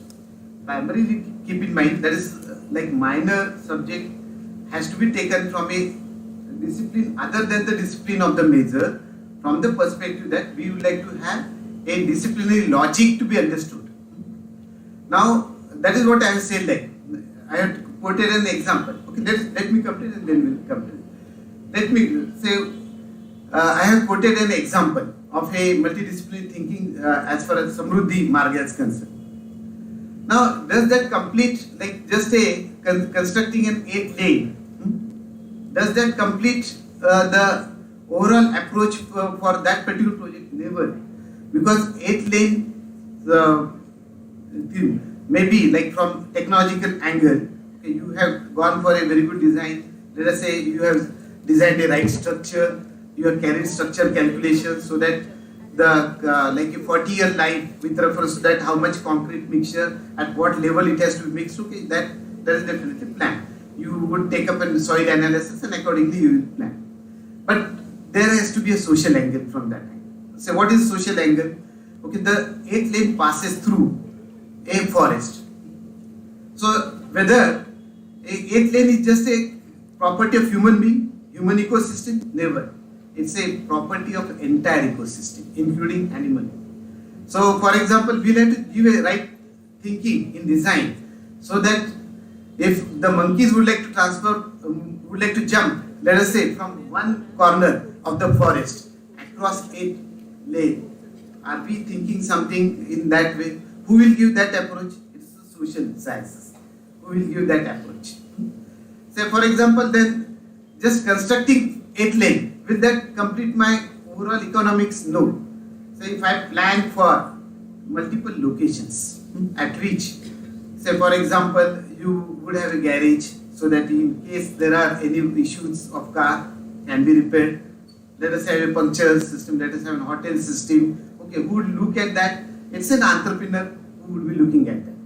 So the point is like, okay, we would like to understand the dissimilarity, different with different approaches, and let us use different approaches together to solve one problem. So keep in mind that you are making them as a good political scientist, but simultaneously you like to make them a completely rounded student. When you say it's a rounded, well-rounded individual, okay, so you mean like you like to have both brains to be developed. okay, analytical as well as creative.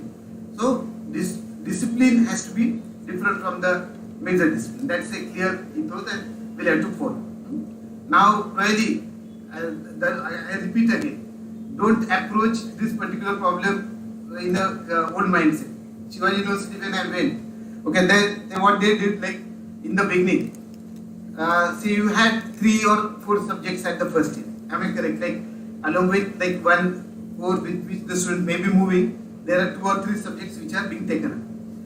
So naturally, what was the issue? Okay, they have defined for multidisciplinary program with all 4 subjects taken together, which has given credits almost to the level of 240 for a 4-year degree program. That's not right. So the credits cannot be increased at enormous level because the students are supposed to take up multiple options. So like the student may think of dual degree. Okay, so if you are going for 240 credits, when if some of the students would like to take up like dual degree, are you going to give that option? That option doesn't exist at all. So once, and then the students may be looking for add-on credits, which may not be available with the curriculum. Say for example, a student with chemistry would like to take up an add-on credits with reference to mathematics, so that the computational chemistry can be taken up in a best possible way at later level. That is also possible. So minor, okay, as I hope there will be resistance in the beginning. I understand. Unless you take up an exercise, you will not execute the right philosophy. Okay, so minor, keep in mind, has to be different. Okay, it will not be accepted if you are offering minor in the same discipline. Okay, so let us see that, and don't consider that the humanities cannot learn sciences. If the sciences can learn humanities, why not? Let us have that possibility also. Madam, please. My question was more in lines of how should I ensure that my minor is enhancing my major when it is coming from a non-humanities stream? So how That is student perspective, not yours. That is student perspective. So there is, that you can pass on, but the student will be taking up combinations. So see, keep in mind, madam, just keep in mind. Correct.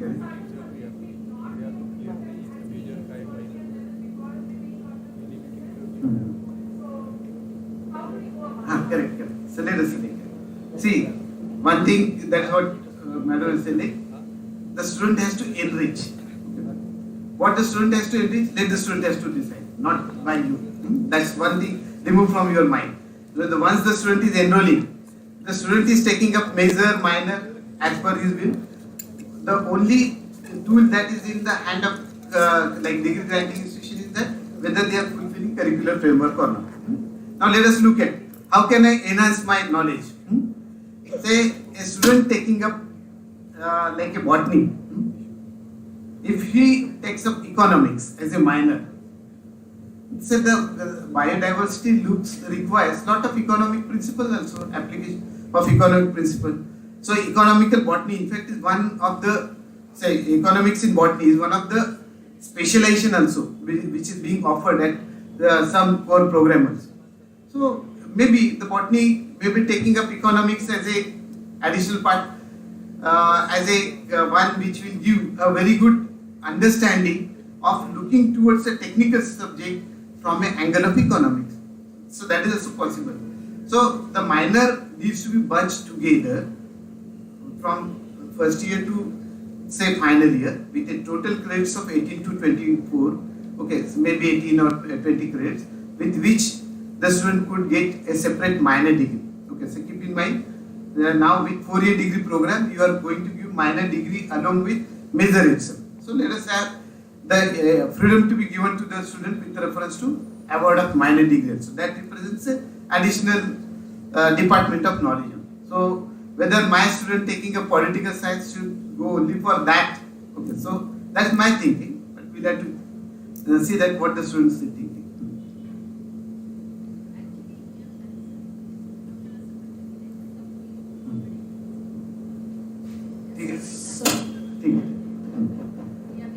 So keep your questions reserved, and some of the be prepared to break the boundaries and compartmentalization. Okay, so that again you are putting same combinations then that will just defeat the purpose of national education policy. Please keep that thing in mind. So that is what I have said, like first two slides, you keep referring national education policy again and again. Okay. Even today, even though we have submitted report, we keep that referring again and again, so that the real philosophy has to be translated. And that will definitely break many of our old perceptions. Okay, so look at like minor has to be from a discipline other than the major. Okay, so the other part connected with major and minor, the student may be taking up with reference to the ability enhancement courses with a focus on languages. Probably the students is allowed to take up open electives across all. Then in first year itself, particularly in first two semesters, there are certain courses which are required to, because that's what the basic principle and vision of NEP, if you look at, they say that we like to have a student who has good understanding about country, okay, so that the education has to be deep rooted into our Indian philosophy, Indian ethos, one part, and at the same time the student is supposed to be a global citizen also, two extreme vision in combining same statement also. So the value education must provide both. Okay, so probably how do I understand my India? How do I know my constitution? How can I be a responsible citizen? Okay, so from that angle, value education could have been defined. Okay, so I said probably now look at a department. Okay, as a department, since you are representing different departments, look with reference to this particular slide in different ways. Say for example, again I'm taking example of chemistry because that's a subject more related to me. I'm coming from a chemical technology background, so chemistry is probably easy to present for me. Say the chemistry department, and it's good for SP also because they have a PhD center in chemistry also.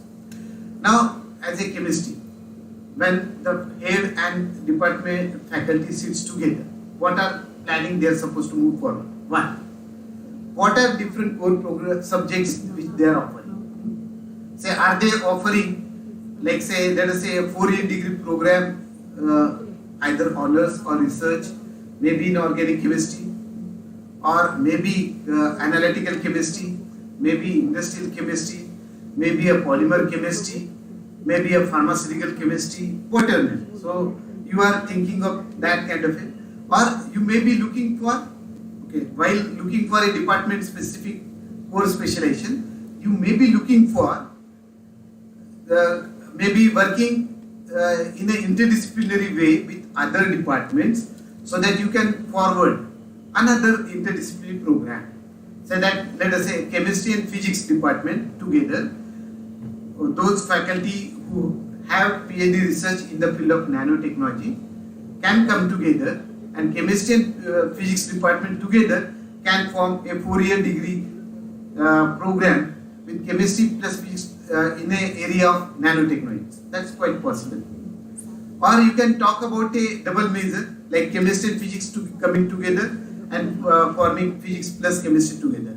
Or let us say like a chemistry and life sciences, chemistry, biochemistry, bioorganic chemistry can come together to form a school specific program. One part, okay, that's your one part of workload. That's how these many subjects with multiple electives, basket of core electives with reference to the e-specialization, that is how you are planning together. Then each department, like chemistry as an example, will have to offer open electives, basket of open electives, keeping in mind the background of students who are coming from different disciplines. Let us say like chemistry in everyday life, okay, can be a plan, a very in an easier way, which can be taken up even by a humanities student. Okay, so let us, you offer open electives, basket of electives, so that the students from other discipline can also be attended. Right now, probably our focus is only on one particular bunch. Let us expand our vision. Let us expand our domain, so that you are attracting not only students who are going for specialization in chemistry, but who are looking for taking up chemistry as a minor course, taking up chemistry as an open elective. Let us plan for that. So in case, let us give a thinking by chemistry department. If let us say a student from accounts would like to take up a bunch of chemistry courses, 4 or 5 together, maybe the CA who would be working for a chemical industry, for them this particular knowledge may be useful. Okay, so maybe, so why not just restrict ourselves? Let us like break the boundaries and let us work on it. You look at really the curricular design framework of all leading US universities. Let us look at what we are doing in our curricular framework. Let us, I advise you to go through that. Okay, we are probably putting too much of core and less of other. So you will find that like one of my students who has gone for MS, okay, he finished BTech in chemical engineering, went to the US, where the student has taken up MS in pharmacy and PhD in life sciences. Whether can we visualize this kind of a departure from our core at any stage? Not right now at this stage at least. So let us broaden mind. Say one of the examples which I have come across while delivering a lecture at one institution. So the secretary of that institution said like he completed commerce in India, then went outside, and there he went for engineering program. Can you imagine a commerce student taking up engineering? He did that. He had completed engineering and then went for management again. So with 3 different, and then subsequently for law.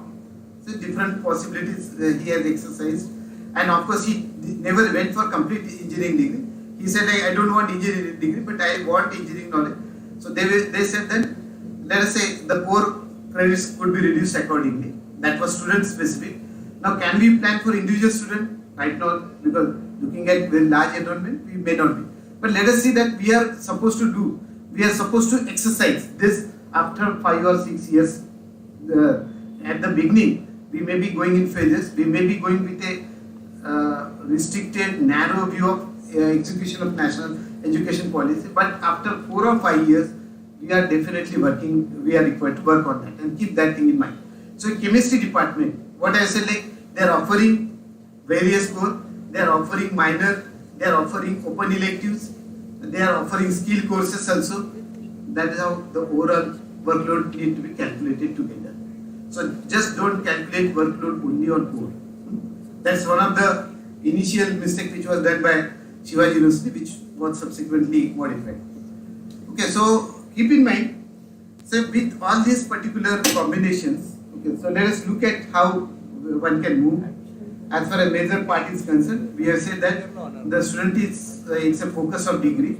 Okay, so that still remains a focus of degree. We are going for specialization. And the core can be planned not in a conventional way like a department, like botany, chemistry only, but you can plan for multidisciplinary or interdisciplinary specialization also.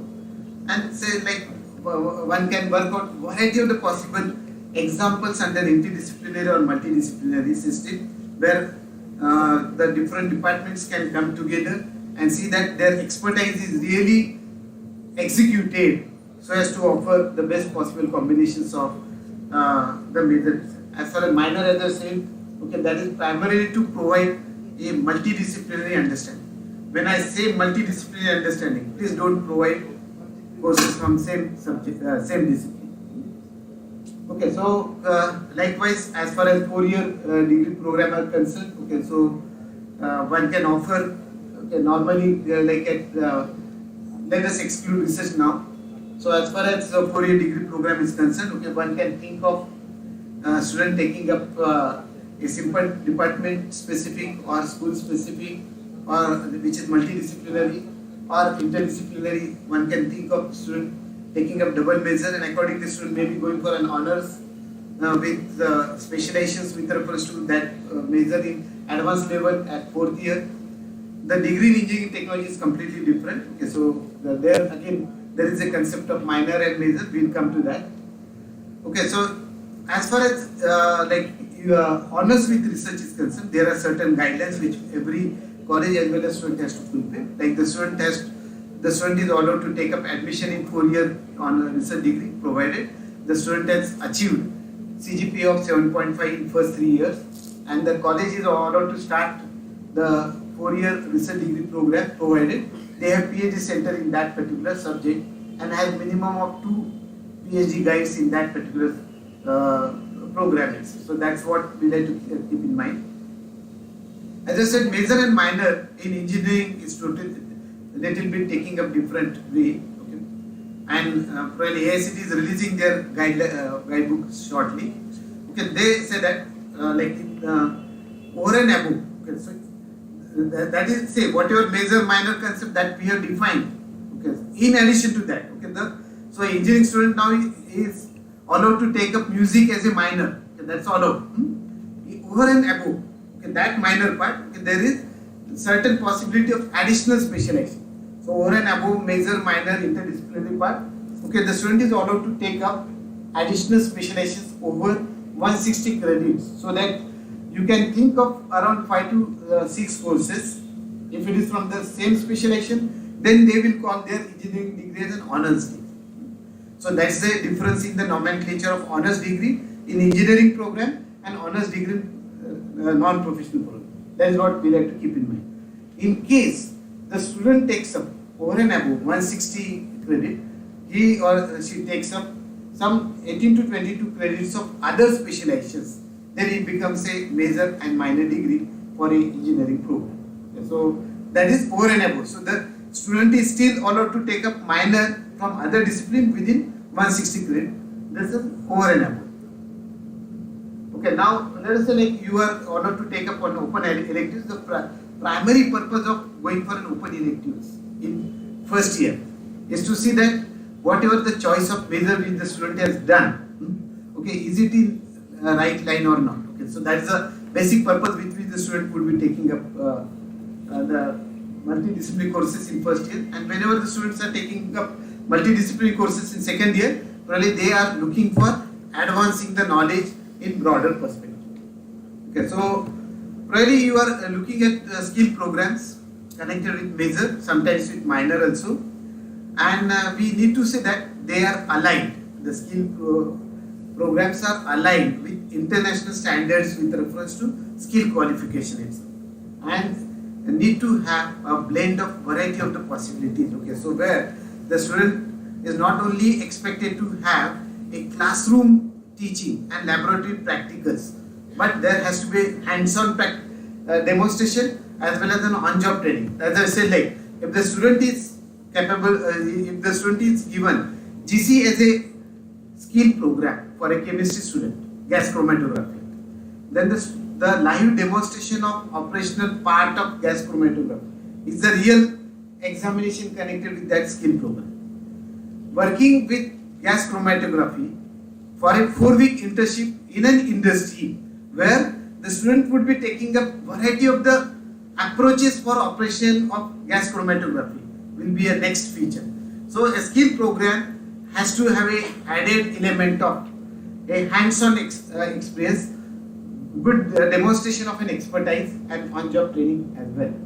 Okay, so one can plan for variety of the skill modules accordingly, and needs to be assessed in a way different from the regular ones. Internship and apprenticeship. Okay, now really we need to think about planning for this, because this is one of the key area. Now let us curricular design, probably you are well familiar, but really when we are looking for internship, let us say in humanities, you are looking for internship in commerce, internship in science. Okay, so what kind of an internship options that are available? Let us now work on that, because when we are looking at 4.13 crore students across India and around 50 lakh students across Maharashtra, how would we be in a position to provide internship? That's the immediate concern that we'll have to exercise, because then we'll have to have a right tie-up with industry. Of course, there are various platforms which are supporting, like AICT has already opened the platform where they are supporting students for finding out a right internship. Okay, that's one. Then Bureau of Apprenticeship Training Board of Government of India. Okay, they are also coming up with internship embedded training program with very good fellowship also. Just yesterday only, IIT Hyderabad has announced that they will be offering internship to the 500 students all across different colleges. So the students will get an opportunity for internship even in IIT. So let us work out variety of the possible options and go for collaborations. Wherever the internship may not be feasible, the student may be asked to take up field project. Of course, field project should not be considered as an alternative to internship. It should be add-on.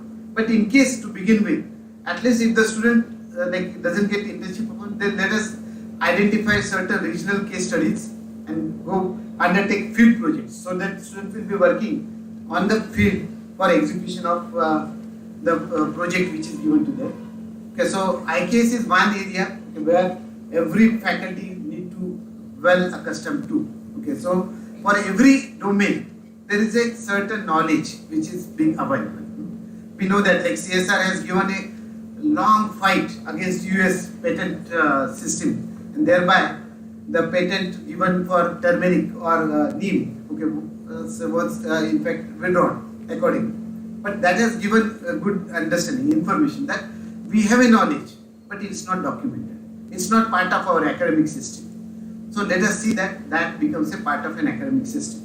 So when I see as a chemistry student, something provided by a 13th century alchemy, Rasratna, given by Vakbhat or Nagarjuna, its chemists, and then I really got surprised that they had a very good understanding about performing variety of the metallurgical operations, which would give the metals of variety of the fabrications, fabricated model. Each subject will have a certain models. Let us look at these modules and make it part of your first year programs. You may not have to require to offer separate IKS, but at least you can see that let us say when I am talking about linguistics, Panini's grammar can be one part, okay, one or two modules. So for each domain, we do find that there are certain systems which are available. Ability enhancement courses, as I said, is primarily a focus is communication. Why we call it as ability enhancement through language? Because it gives me a right power of expression. It gives me a right power of presentation. It gives me a power of presentation of technical knowledge in regional languages. Okay, so all that is really important, and from that angle, ability enhancement courses need to be worked on. The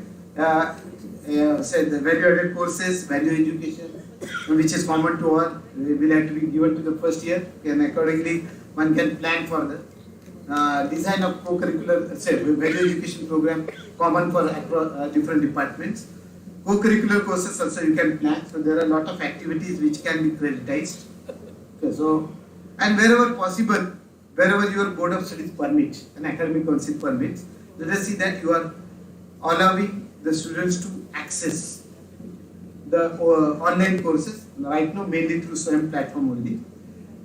If you look at the overall SWAYAM platform, say it's around more than 3 crore students are taking up online program. Now it's really popular, and since it was started in 2017, so within 5 years, almost 26 lakh students have taken up credits across this online platform. And let us now increase the diversity of online platform by promoting your faculty to design their online programs and launch it on SWAYAM platform. So it's a matter of really a great pleasure. So in a sense that I'm not confined to my institution only. My students are from all over India. So if you look at the most popular program, Python, given by one of the IIT. So how many students which are enrolled for Python currently? Around 46,000 students are enrolled for same program. So that eliminates the limitation, isn't there, of like a division definition or like that. So let us plan for open platforms also, where you launch your courses with, and that will provide a lot of diversity. Okay, so as such, this is the system which has been defined by 4-year curricular framework, where you are taking up distribution of the credits with reference to 3-year degree program or 4-year degree program across 120 and 160 itself. So wherein, as we have said, 60 is connected to core, and then probably you are looking for 12 to 24, 12 to 14 credits connected to skill, 18 to 22 connected to minor, and likewise. The credits can be distributed all across 8 semesters. Let us take a few examples. Where really this is one example which has been presented in my report also. With, of course, I have just a little updated. So as we see in first year, okay, the student has taken up say 6 credits each in first semester and second semester. Thereby, when a student takes up a certificate, he would have a 12 credits of core. It's not just say you may not have to restrict to this 12 only. You can take up 8 or you can take up more also, more than. But the only thing we have to keep in mind that don't take up excessive credit for core in first year, because the student has to exercise an option of changing core at second year also. So when a student would like to take up an exit with certificate in major, then the student has to fulfill 2 additional conditions. Okay, so one, 4 exit skill credit course either in the form of course or in the form of internship, and plus the skill enhancement courses of 6 credits. If the student has not taken up 6 credits in first 2 semesters, then the student will have to take up 6 additional credits at the end of first semester, at the end of first year within the period stipulated for. Okay, so accordingly, we will see that at second year, okay, you are moving for more number of courses now. Electives now are being offered from second year onwards. Complete.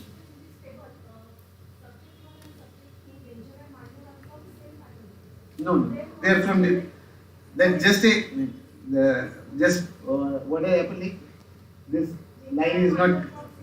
Then mine is from different faculty. The only thing, it has not been extended. That line is not extended. So mine are completely from different two. That is subject to. That is what we call. Okay, so that's how the student after level 5 also is allowed to take up an exit. Or with 3-year degree, 120 credits. Okay, now third year onwards, as we will see, it's primarily connected to major and minor only. Okay, that's how the student could move. So from third year onwards, really taking up projects or internship should become more intensive. A student taking up 4-year research program may take up, will have to take up research methodology at 7th semester, and 4 credit in 7th semester for research project, and 8 credit research project in the 8th semester.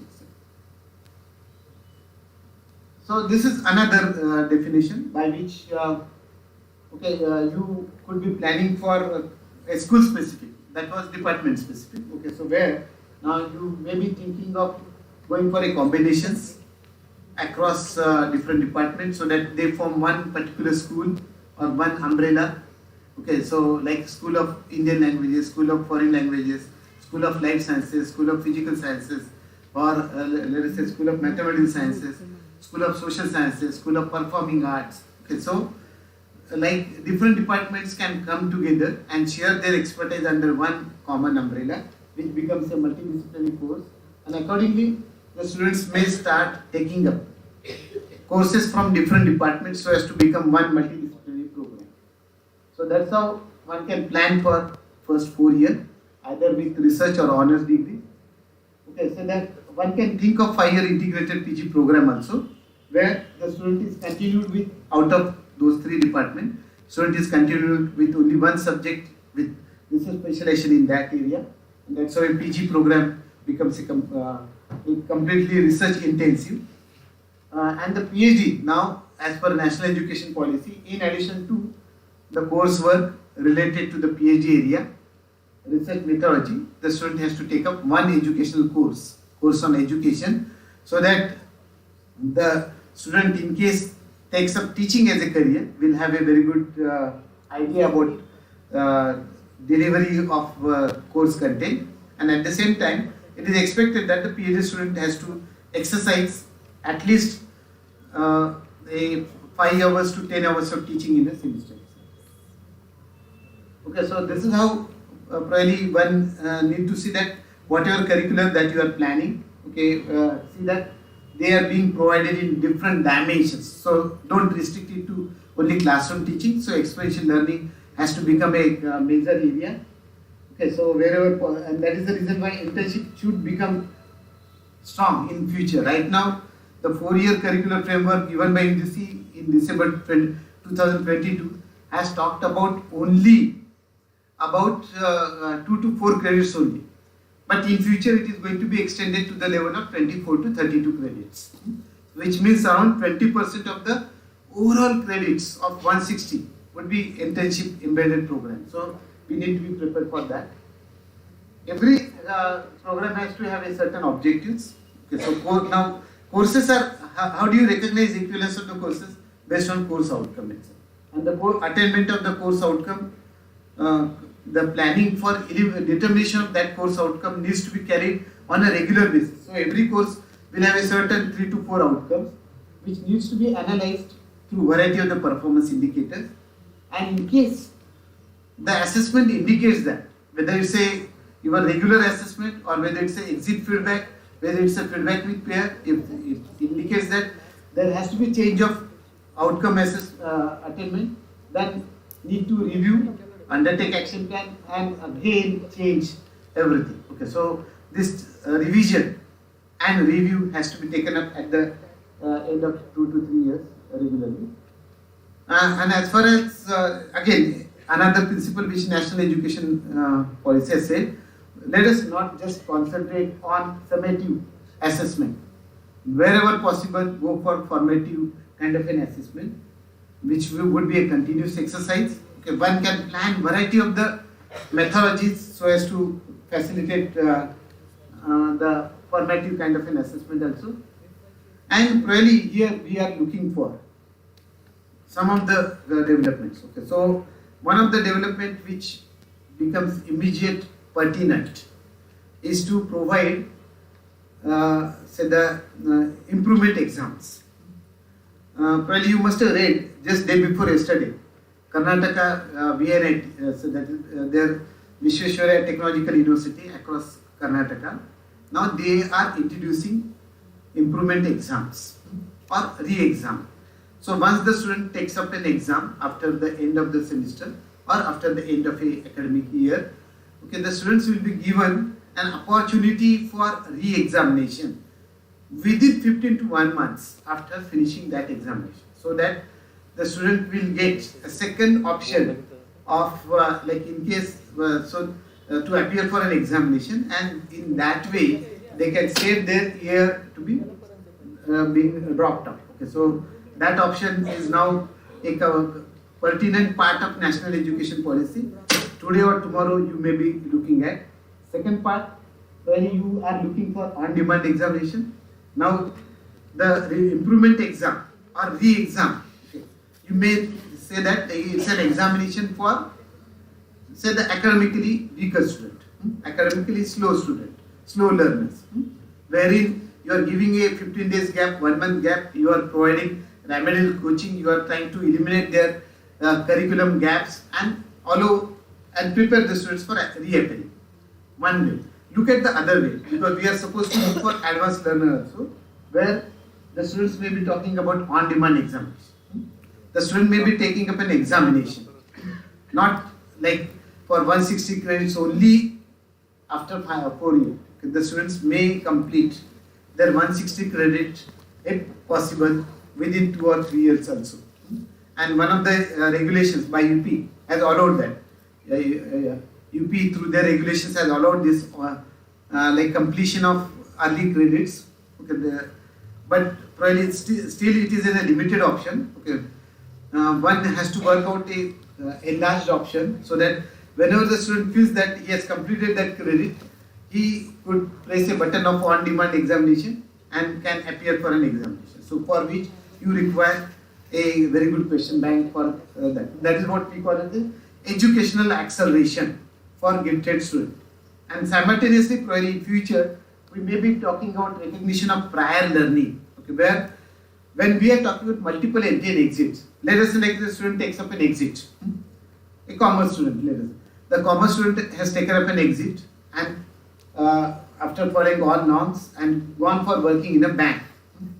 where he may have taken up a advanced learning of accounts and coming back within 3 years for entry into second year. Naturally, some of the courses may become preliminary for that student. So you may have to give exemptions. So that is what we call as a recognition of prior learning for a student who would be taking up. Now again, educational acceleration and RPL will require a lot of stringent norms, no doubt.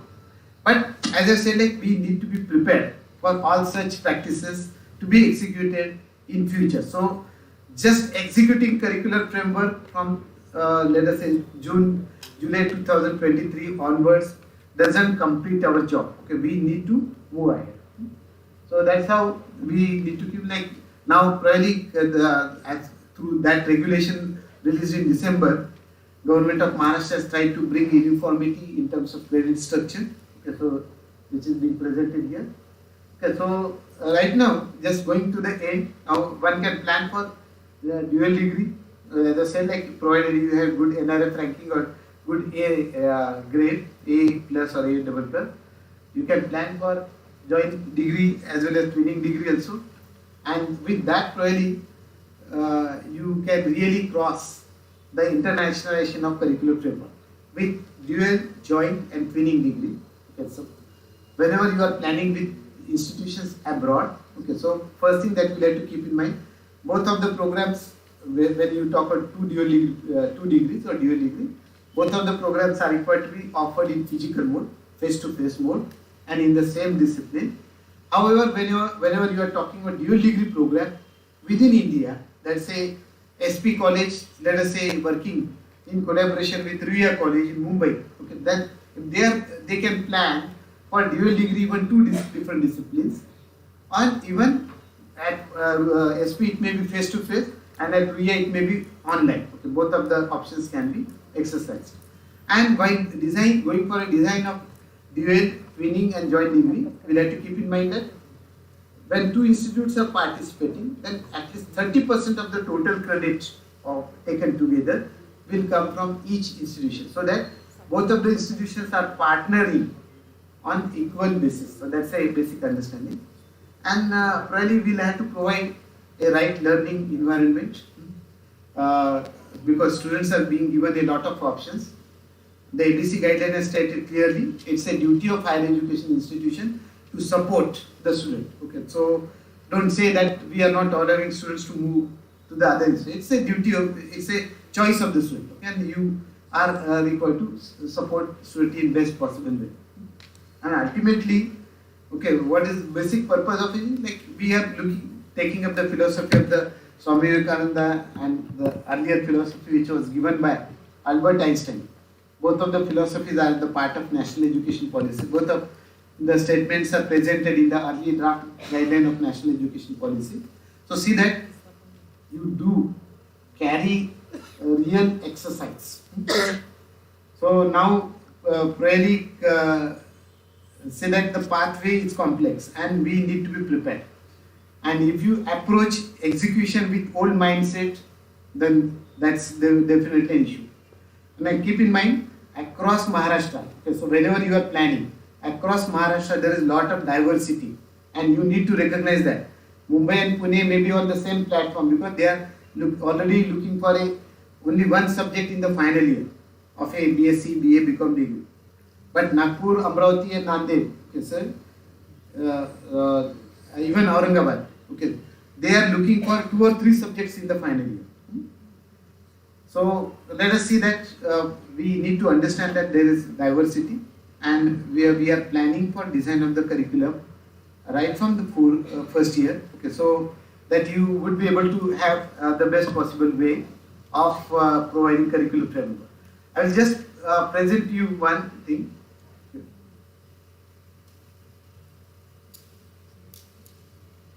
So I just would like to. Can you connect again? I will just tell you like one exercise which has been carried at one institution.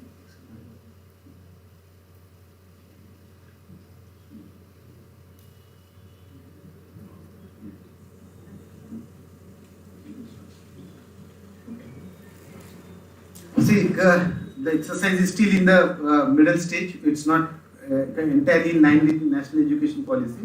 Okay. We are asking them to revise again. But see that they have planned for, like as I said, every department has to come forward and plan. Like what are the possible department-specific courses which can be taken.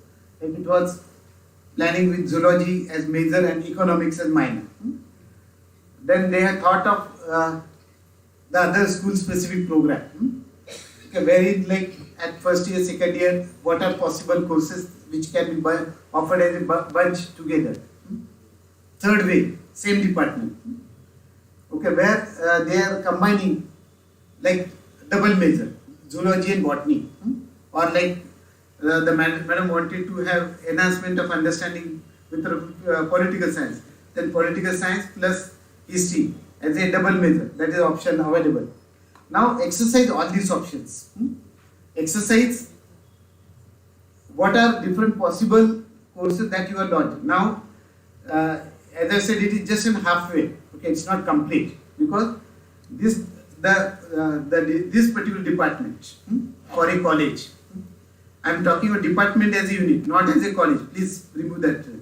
So for a department who has taken up these possibilities of combinations with conventional current 3 year. So what could have been the possible changes? So that's what we will see. The possible changes in the workload structure. Now, with this, as I said, like instead of 70, now they are getting somewhere 90, 107, 102, which probably in a new course, like we will be able to moderate it properly. Every department may not be going for all combinations together, but still, what is to be added in this particular part? They need to add, if the department offers minor course, what is the workload connected to that minor course? If the department offers open electives, what are the open electives which the department is offering? In case it is a language department, the language departments are offering ability enhancement course. So what will be the corresponding load of ability enhancement courses on the language? There are few departments will have to come forward for offering courses on professional ethics, offering courses, let us say, on value education. So those workload will have to be added. So just prepare accordingly. Okay, so this is what my presentation to all of you. Okay, so because why I have presented this, because unnecessarily there is a wrong perception that like if I'm what will happen with my 4 combinations in the first year, what will happen with my 3 combinations in the first year, if I'm taking up only one subject, what will happen with other departments. Their individual departments are planning in their own.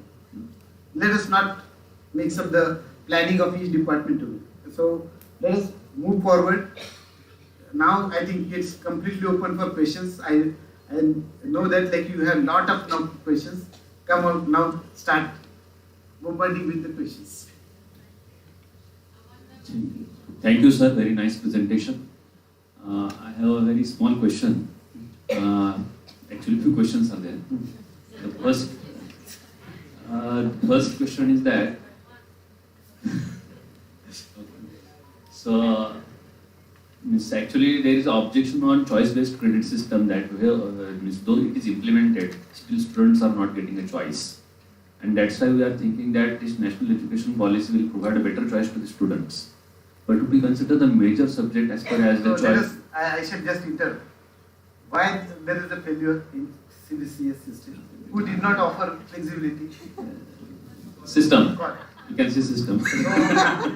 So let us be prepared that otherwise NEP will also be a failure. Okay, you can prepare a curriculum framework and see that like everything is added properly, and still can defeat NEP. Okay, so after 5 years you will find that there's nothing like a word NEP.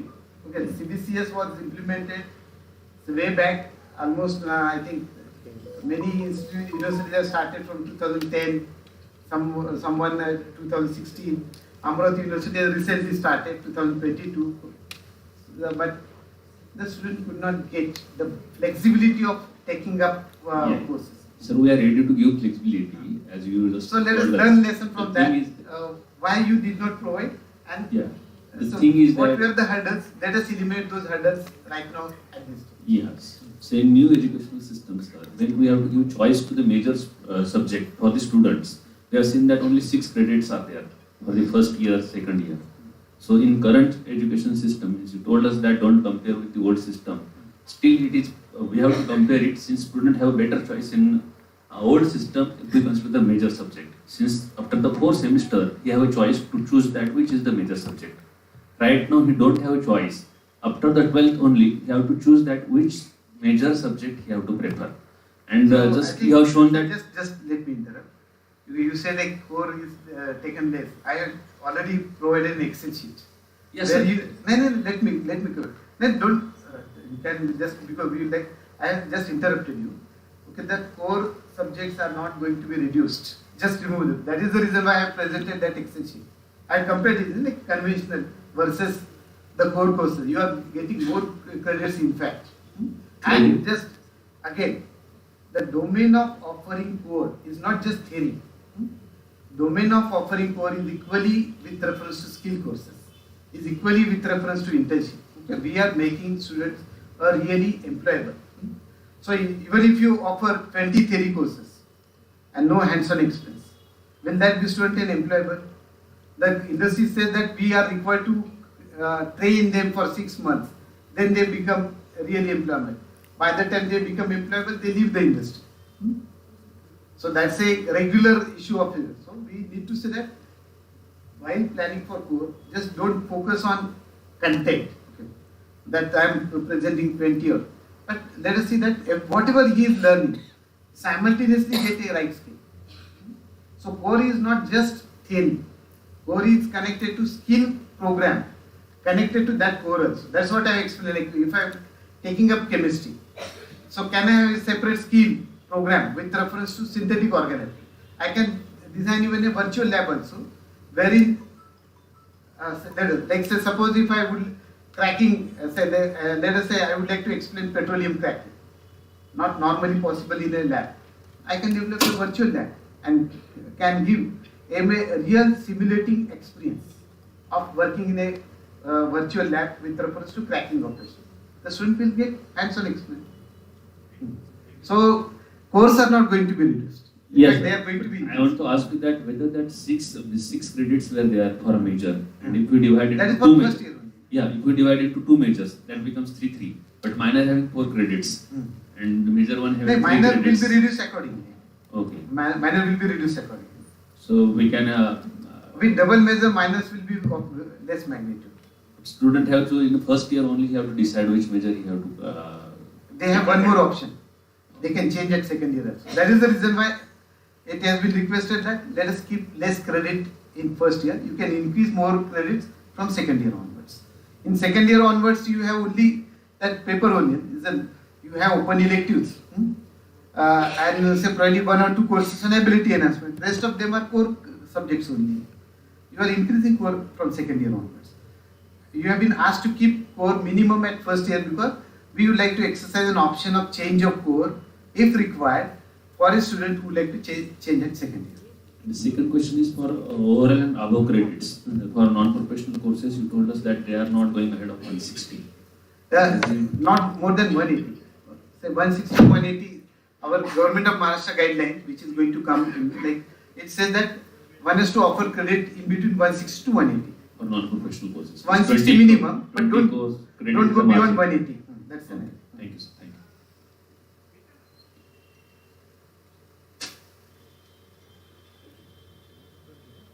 So ERP is going to be one of the major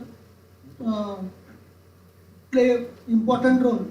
So is there any generic ERPs the government is providing? Because ERP, what is you are right. happening, the transfer of credits and other, if every college is having different ERP, then the communication will be very difficult.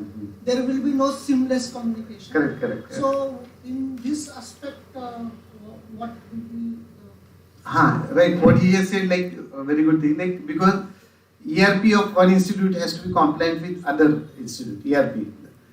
So of course, government has come up with one ERP that is e-Samartha software, which is available. Okay, that that can be exercised by you also, because that is available to begin with at free of cost to begin with. The ERP is supposed to be compliant with national education policy. So the Ministry of Education and Delhi University together have worked out that e-Samartha software and has been now implemented across all IITs, NITs and central universities, and it has been successful. So just maybe 3 months back, Government of Maharashtra organized meeting of all universities through their IT people, and the e-Samartha was demonstrated before them, and so those who are interested can take up. Okay, those who are interested in developing their ERP need to put up a condition that 2 things. Okay, one, it has to be compliant with ABC. That's the most important part. Any ERP has to work because everything is happening through ABC only. So it has to have a connective features. Okay, all that IT part or algorithm part has to have a connectivity with ABC.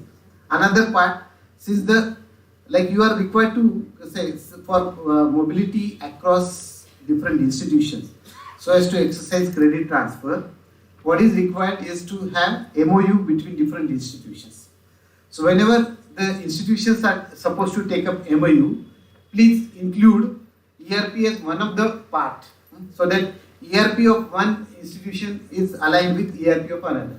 Because every higher education institution may not be satisfied with e-Samartha. They may want their, but see that whenever you are entering into an MOU with other, ERP alignment should become a one mandate for entering into an MOU.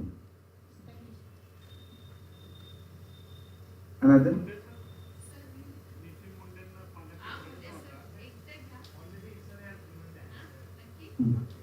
मिळालं?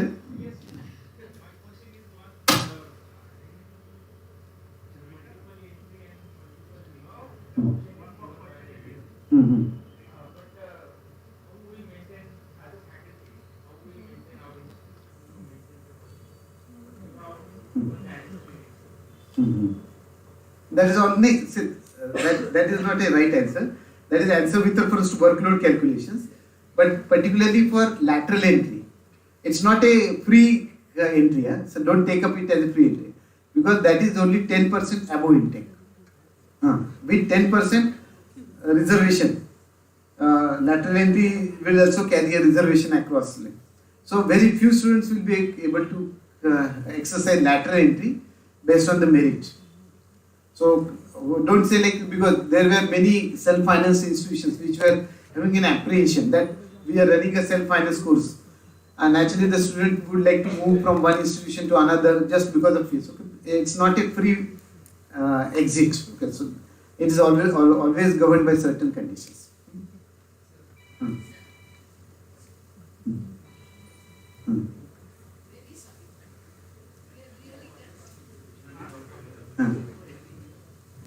Sir, just let us know.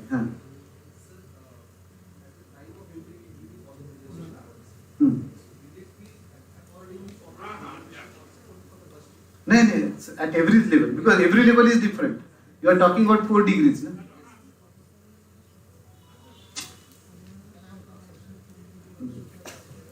A question, let's go for.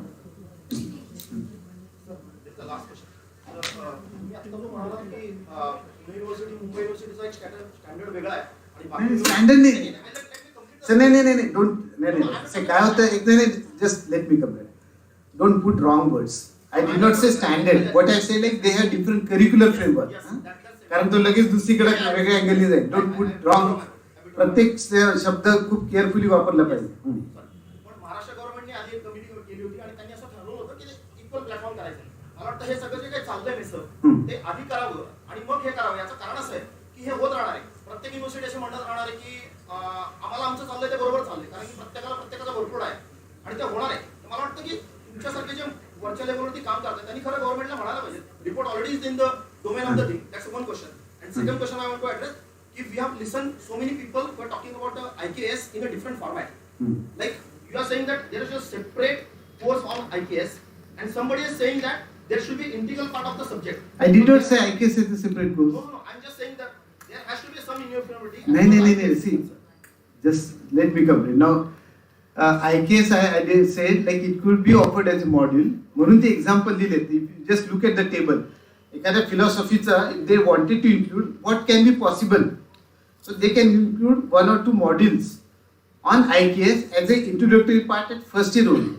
And second year onwards, it's an advanced knowledge which we are continuing. So IKS is just a part of individual module so that the student taking up chemistry gets an idea about what is the current status of knowledge in India. It's not just ancient India, okay? So it's current status of the knowledge with reference to different domain. तर त्यामुळे ते 1 किंवा 2 module म्हणजे like if there are 5 modules, 1 or 2 modules will be based on IKS and what it could be. That is the reason why I presented that table. Is that clear? Now let me answer on first.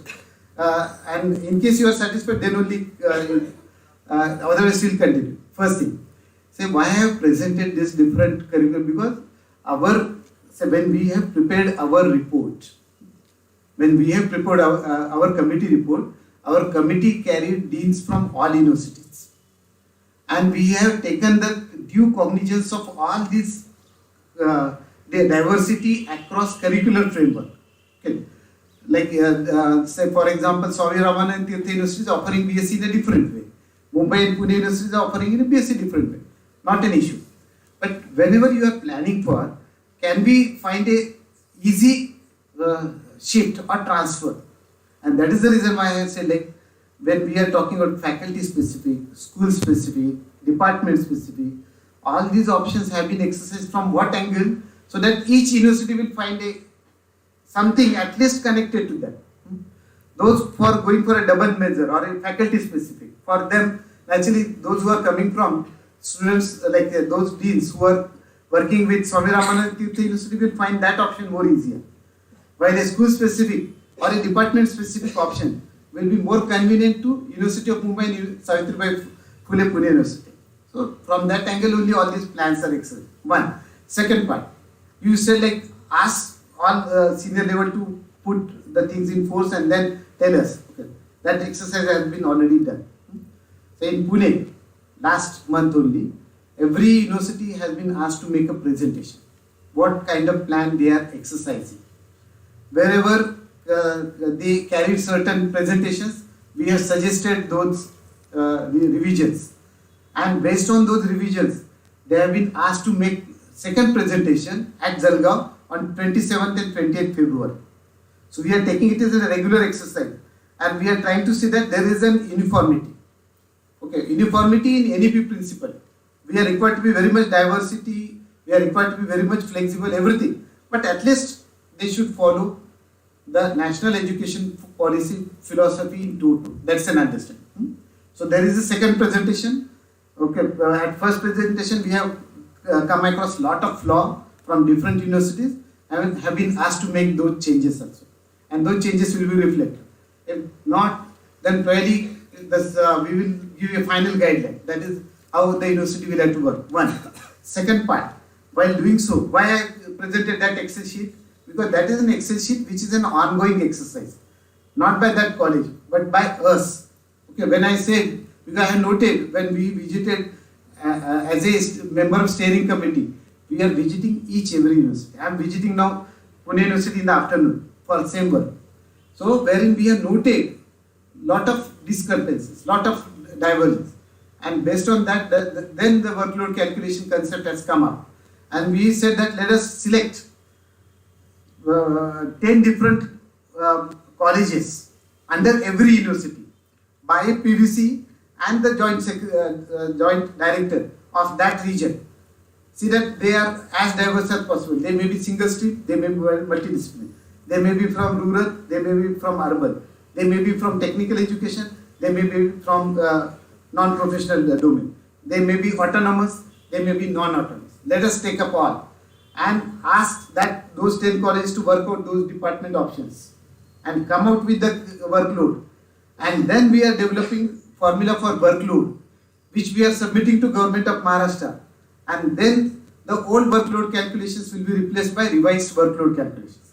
So the steering committee is working almost on a 24-hour basis. So everything may not be reflected in our presentation, but there are, because we don't make statement, because statement unnecessarily takes up a policy kind of a word, because a slight change in word may make a wrong impact. So that's the reason why I am very careful in using words. So see that we are working. Only thing I don't want to make policy statement at this stage, because let us finalize it and then present in the form of regulations all across.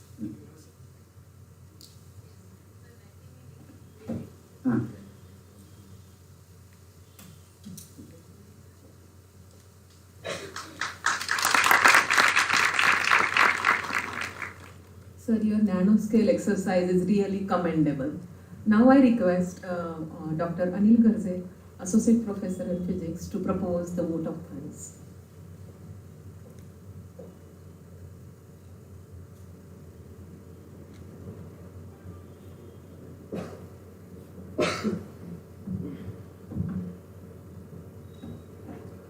Good afternoon.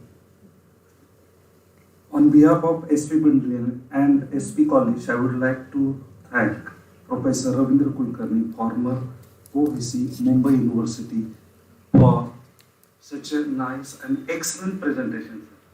Till now, many presentations were there in the college premises as far as NEP is concerned, but as per my perception, this one is the best presentation we have today with you.